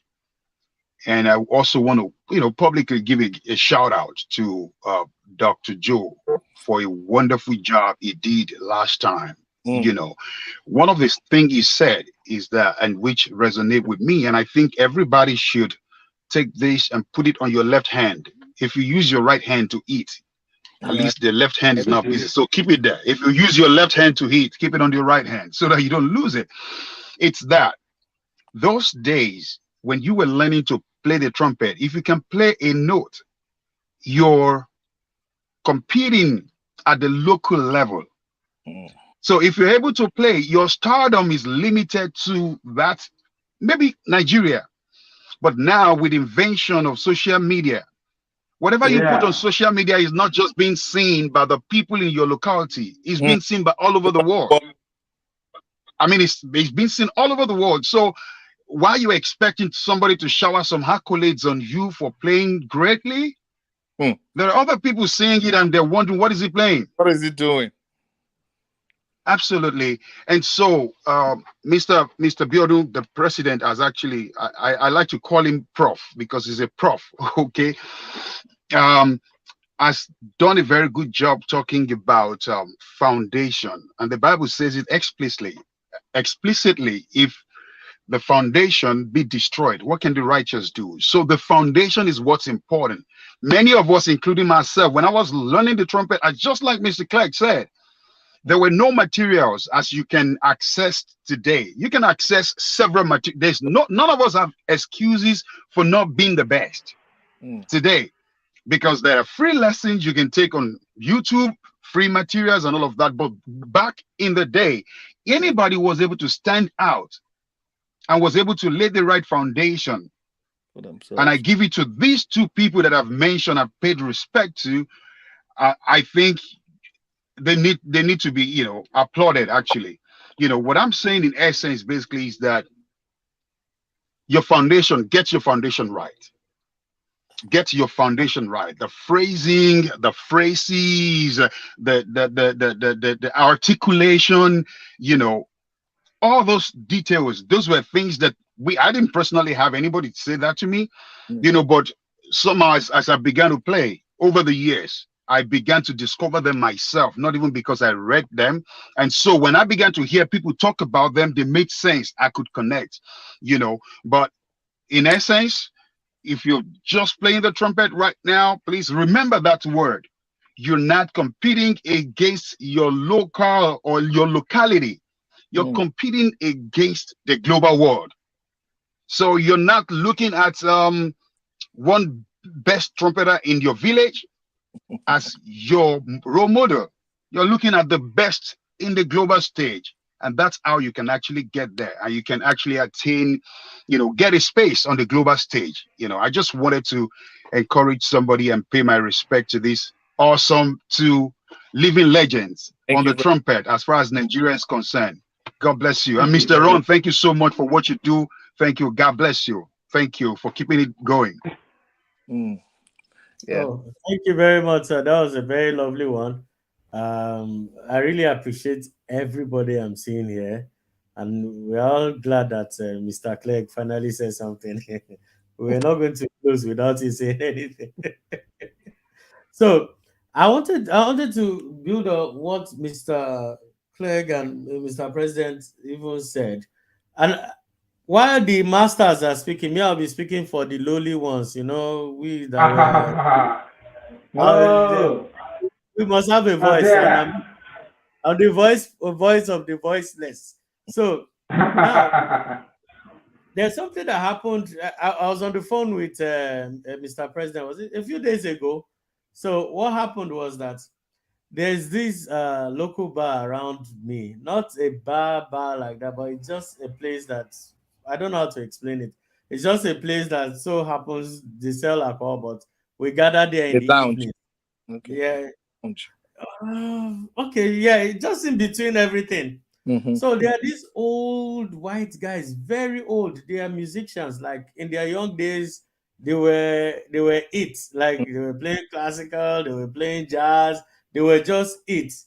So, but I find this thing very interesting because when it comes to dexterity, I'm not even there, right? But there's this day, every time they will gather there, those old people, they'll just gather there. They'll send SMS and say that they should go and get run. That I want to watch him play. And I always find it very embarrassing because I've actually gone to these people's concerts before. I would like grand concerts, even with their gray and everything. They are performing superbly. No old age in this thing. Like these guys are very, very good. But they always want me to come. And to be honest with you, I don't know whether they are trying to encourage me or they genuinely want to listen to me. But they always call me. And sometimes when it's even karaoke, they stop it and say, no, we want this guy to play. And when I'm playing, they'll come and analyze and tell me that, okay, we love your tone, this, that. They are encouraging, right? But what they never do is that they don't lie. And this is a culture we need to change back home. Mm. It doesn't matter how cute the person who is playing. When you finish praising, please bring the person back and say, okay, fine. I praised you publicly, but you need to work on this, Mm. that, this, and so that you can do better. Don't just end it there. You're not helping the person by telling the person, oh, you're the greatest. I wish my Davis could rise from the Yeah. grave and just listen to it. No, you're not helping the person. The only way we can all grow, and by the way, musicians, the field is big enough for everybody. It's because I noticed among young musicians today in Nigeria, they fight over spots and spaces. Like it's so the niche is so small that nobody can. That if I miss that spot, that Mm. it is the end. So you find people killing themselves and fighting over band space and gigs opportunity. No, the reason why it seems so is that because we are mentally becoming lazy. There are many things we can do to export to market our, and that's why Dr. Kunuji said so. That if you've played jazz to the point in the global scale that even Americans are not listening to you, what about your language, Mm. your ethnic group? There's a unique music there. Why don't you explore it? Why don't you take the trumpet and explore that uniqueness of your sound, your people's sound? Why don't you be the one to project that culture through your instrument to the rest of the world? I'm Igbo. Mr. Batik is Yoruba. Every other person here. If I start playing high life in Igbo format, they will not come and be dragging with me in my space because I've created Of my course own now. music. Same way, I'm not going to Of go and be course. dragging with them if they decide to play trumpet in Apala or Fuji style, solo in Fuji, like a Fuji vocalist. Of course, they won't, I can't do that. So when you've practiced and prepared yourself to the point whereby you've covered your foundational base, please create your own niche. And when everybody, if you think it's a lie, when Afrobeat started, when Afrobeat was rejigged this last decade, like it became mainstream now. Mm. People did not, it was just people like Lagbaja that were trying to struggle with the Kuti family to bring it on. But now every producer is electronically programming high life beats. And guess what? People are winning Grammys from high Yeah. life. Not saying they didn't win before, but I'm saying now the world has heard us Mm. because a few people decided to project what was ours. Mm. Put it out So there. I'm employing and encouraging everybody. Mm. You can only go as far as you can with jazz and classical. There's only, and trust me, if you go and start playing jazz in one village, they'll just look, he knows how to play, and that's where it ends. Tomorrow they're not going to come and tell you that you know how to play. They won't show up. So I'm just pleading. Not everybody is going to be at the level of Charlie, Dizzy Gillespie or Charlie Parker. It's fine. It's okay. Everybody can make it. All fingers are not equal. But even within your own strength, don't go and sleep and say, oh, because I can't reach that great height, the world is over. No, there's something you can do. You can develop your own skill, find your own sound, work on. And if you like your sound, you like your genre that you've created, it behooves you to continue practicing in it so that you become the best version of that thing you are doing. Don't be mediocre. Don't just say there's nothing to do. There's room for improvement. Even me, I still, because of these people that are always calling me to come and play, shame doesn't allow me to drop the trumpet for long again. I'm always forced to, I need to practice before they call me unannounced, then I'll start misbehaving. All right. So I don't know, Mr. President, I want to say something. Earlier today, before my class, I got talking with Dr. Cindy Carrell. No, Dr. Pamela Smither. Mm. Dr. Pamela Smither. Dr. Pamela Smither studied trumpet in Michigan, and I actually met her in Michigan in 2013. We played the Festival of Trumpet together. One very good female trumpet player. So I got in touch with her, and I told her about this. Just about 5 minutes before we started, I told her. And she said, I told her about Cindy Carrell's, and she said she was going to watch. But I think she didn't want to come on the video disturbing us. You know how very courteous Americans are. So she thought it would be rude to come into the video. So she watched us on YouTube, and she just sent a message to me, which I'm going to read. Thank you for calling and inviting me.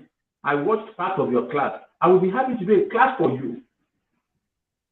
I think I have the thing that is told. So she's going to have a class with us. She offered to have a class. Dr. Pamela Smither.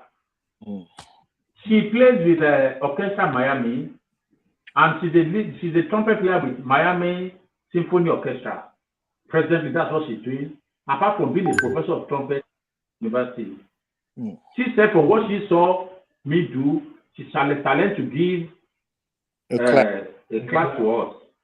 So I'm just announcing this on behalf of the people watching us on YouTube and on Facebook and other social media and our members, and to encourage us that what we are doing is actually being to the world. The trumpet world is noticing us. The trumpet world is encouraging us. And I can tell you that we are going to have Arturos and Nova teachers. By the grace of God, hopefully we are going to have Winty Matalis. We are going to have all the great teachers.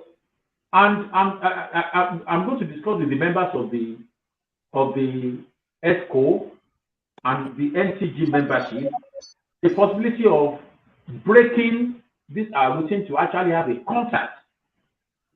We had online concert like this, where we can have maybe 2 of our members and 2 of these great people to give us free concerts. And I trust our people. I trust the especially Americans, good heart, nice, humane people who every minute of their time can as in money because it's their job. But to encourage people, especially from Africa, they are willing to do it. So we're going to ask them to set up their concert room and play for us. And then we're going to encourage 1 or 2 of our members too, so that we can have actually a consistent concert from the Nigerian Trumpet Guild concert series. So we are going to discuss it. NCG we are going to work out the modalities and the logistics. Exactly as this training is going, we are going to have another time that's going to be a concert where people in Miami can actually sit down in a hall and watch members of the Nigerian Trumpet Guild in a concert. Yep. Where people in Europe can actually sit down, arrange a hall, and watch members of the Nigerian Trumpet Guild in a concert. That is where we can project people like Adebiyi, Claire, Romoye, people that are members. We are going to have like 2-3 years plan and rosters of people that can play, and then you submit your pitches, you practice what your practice, we get you ready for that global stage, and then you come. Yep. You understand? And then we test your format you're going to use. You make sure that it's good for a global There won't be any hitches. We watch your practice, we contribute, we bring you up, and then you do the concert. Dress up properly. If you like, you can have your friends sit down in your studio, you understand? And then we bring it to the world. We are going to do it by the grace of God. We are encouraged by this, by the contribution of Cindy Carrell, by the contribution of Vice President of International Trumpet Guild, by members of our ESCO, the fantastic people. We have people that are using the expertise, like our Mr. Romoye, who is actually an IT expert, who is a web designer, who is helping us. And there's another man who is also based in South Africa, Mr. David. Mr. David is monstrous when it comes to IT. He's a member too, but he's very quiet. He doesn't talk, but he's a very good trumpet player. Let's know them. You know, it is only right. Not even aware of him. You should send it to me. Mr. David can sit down in one place and design art for the entire world. He has done it in my presence before. That's what he does. That's what he does. We were living together in Nigeria in the same estate. His house was almost 14 mine. He designed an app for the resident association. He designed an app for whatever you want. He knows how that is his work. Mr. David, I don't know why. He has watched some of us. He plays trumpet. He plays good trumpet too. He's relocated to South Africa. It's in Johannesburg. I am sure. In Johannesburg, I think it's in Pretoria. Okay, after the webinar, maybe. Talk about it, yes. He came to meet me in the hotel in Johannesburg the other time. So it's someone that we can bring in. Someone that we can bring in. And there are quite a number of Anu too is there. Yeah. So we have people that are making use of their talent, that are making use of something that not ordinarily they get paid for. But they come here, they do it for free. Somebody that works silently is the man that just spoke to. Jimmy Olulami. Yeah. Designer, graphic person. He's an architect by profession and a minister of the gospel. Yeah. Away from music and also a musician, a gospel musician. All of them, they draw whatever they do. And so these are kind of wonderful people that we have. And of course, there are a lot of younger guys too that are doing very, very well. Very well, yeah. They are supporting us. Our membership cuts across. We have people from the north. We have people from the east. We have some members from Calabar. We have people from Cameroon. We have people from, we have one or two from Ghana. And we have some from Benin Republic. Being the part of what we are doing. So it's a global thing, and we're happy to do the bit. I've done my class today. I am sure by next week another person is coming. Let us come on time. We saw we came a bit late today. I am sure the next week is going to be much better than that. So back to you, Mr. Moderator. Yeah, I forgot there's something I was supposed to be repeating at every episode because I find that this is a very good avenue to always announce these things. It's very important as trumpeters that we have at least one instrument, right? One instrument. It doesn't have to be a very expensive or classic one, or it's not a competition of what you're playing. It's a competition of what you can play. So if the older and dirtier your trumpet looks, is okay. It's carrying, how do they say it? It's the trumpet is displaying wisdom, or is exhibiting old man wisdom. So please don't be ashamed to bring out your instrument to play anywhere. I've seen worse before, and I've seen very good trumpeters hold on to horns that they've been playing for 50 years, and it's not like they are the best of it, but they just have this sentimental attachment to it. So it's not about what your trumpet, how your trumpet looks, is about what comes out of it. Secondly, because you're a musician, I always advise, always have the dress. For instance, I always advise, if you're a man, always have a black coat and black trousers. That's black. And at least have a white, at least for starters, always make sure you have black suit, white shirt, black tie or red tie for starters.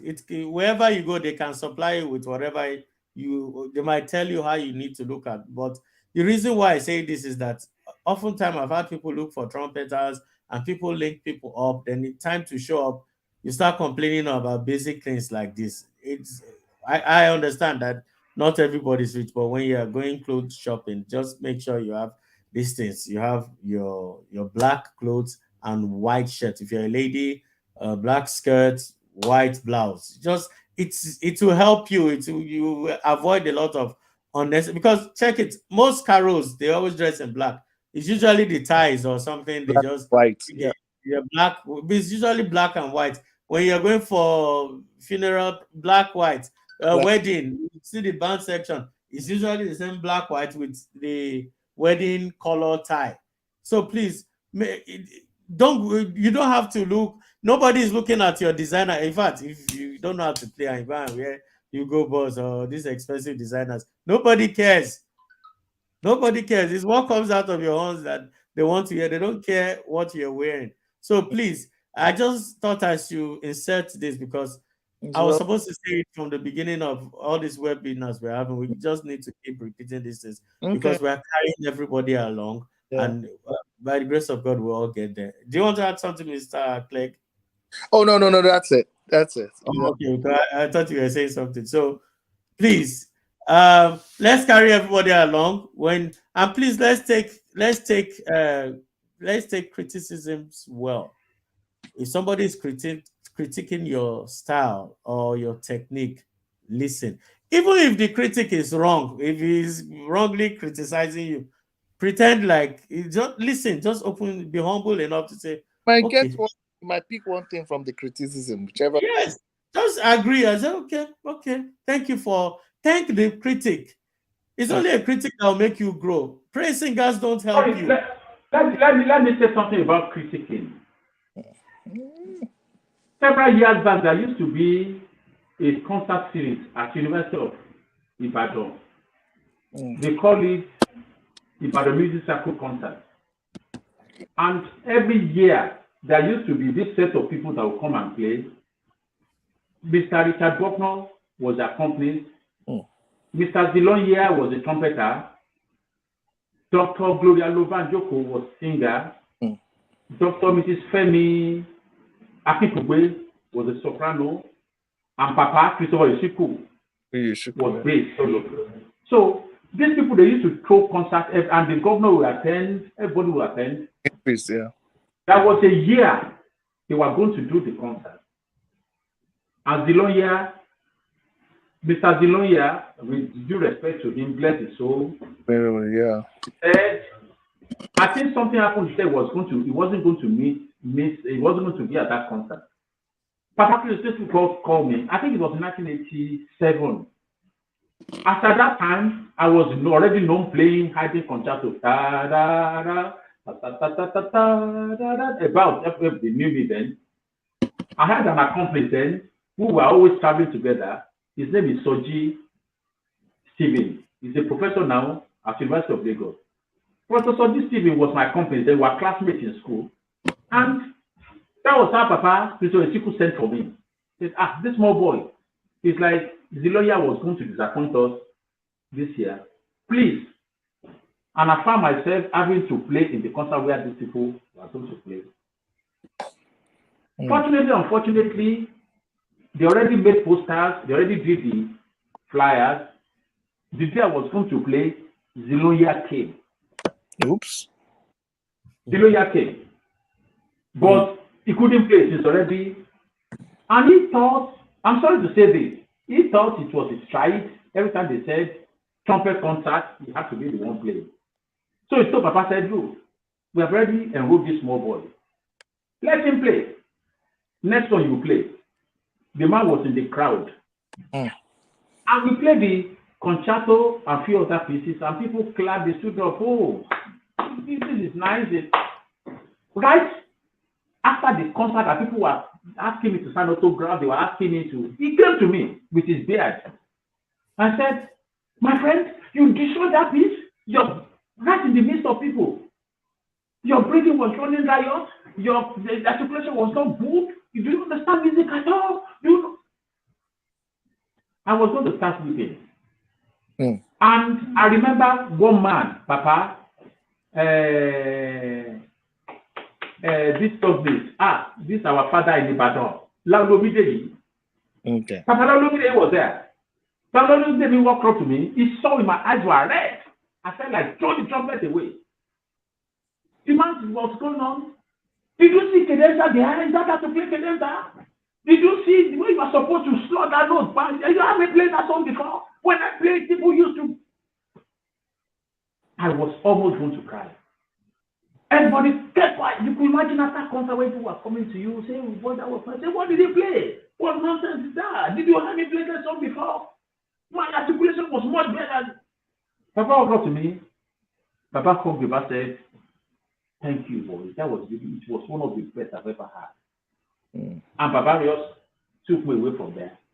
Said, "Don't let anybody put you down. You did well. Continue playing. If not for that man, maybe that was the day I would have dropped trumpet forever." Man came and said, "Don't." And I took that as a challenge and went back home and started learning what is called articulation, what is flexibility, what is attack, what is release. I took it as a challenge. Mm. So later, Baba now said I should go and meet him at home. So I looked for him. There was no phone then. I looked for him. So I went to meet him in his house at Festac. I went to meet the lawyer there. And said, "Oh, you are the one that was trying to play the concerto that day." He was when they said, "You are the one that was trying to play the concerto." I said, "Yes, sir." I said, "I've come so that you can give me a lesson." He said, "Lesson? The thing is, with concerto, it is not a lesson. You have to, I learned in Germany." The man started telling me the story of his life, started bringing out his trumpet. If he used to play this long fanfare trumpet. The Calvary. Man. Yeah. Yes, he used to play fanfare trumpet, long trumpet. Yeah. He brought me, "Have you seen this before?" He started showing off. I spent like about 2 hours in his house. Instead of saying, "Learn to do this," it was just telling me, when I played this thing in Germany, I know in Germany, when I sounded the trumpet, everybody started clapping for me. You want to play concerto? You need to see where they play concerto. The clinical band in Germany, when they saw me play, I came out like this. I made that Africa proud. And I took transport from Ibadan, from Gimetu in Ibadan, Gimetu Adioyo, to go to First Park. I walked from Mata, where Mobile dropped me, to his house to go and hear a story of how he played in Germany. So it is important. That is why those of us now, what we have gone through, we can't afford to do that to the coming generation. And that is why we have established NTG, to make sure that what we went through in the hands of people that came before us, we don't give it back to people like that. Mm. This lesson, of course, people know how much they paid we know how much we pay to learn, but we don't have to give it back to the younger generation. But the thing is, let us make sure that these opportunities are not wasted. Mm. And if you are coming up, you are getting this, you are not sharing it, it is bad. What you have learned to do, you should get people together, teach them the correct thing, make them to join, or even have them. I'm not saying that you shouldn't collect money if you have to collect money. I'm not saying you shouldn't establish music school or training schools and all that. Mm. If you can't do for what you can't do for, if you can do for free, good. We give material for free too. If you have material to give it to people coming behind, the more the merrier. The sky is big enough. So thank you very much. Okay, finally, Mr. President, I'm going to thank you for your presentation today. You can see from the comment section that it has been very, very, very educative, very insightful, and informative. I want to, in fact, let me give you a round of applause, because this one deserves, because yes. So, please, if you're watching and because a lot of people couldn't ask questions, I don't know what's going on with the network in Nigeria. Maybe it's the So network. if you watch it later, please, as usual, always leave the comments on this YouTube page, so that Mr. President can always come and respond to you appropriately. We also want to thank Mr. Clegg for being here. Yeah. I've delayed him too long. The reason why we delayed, let me explain, is because we started 20 minutes late. That's why, yes, we started 20 minutes late. I Yeah. also want to thank our chaplain in chief, Pastor Jimmy. He's always on the road, yet he has the time to come catch up and see what's going on, observe and contribute. This is the sort of dedication that keeps us, the rest of us, going. We really appreciate all of you.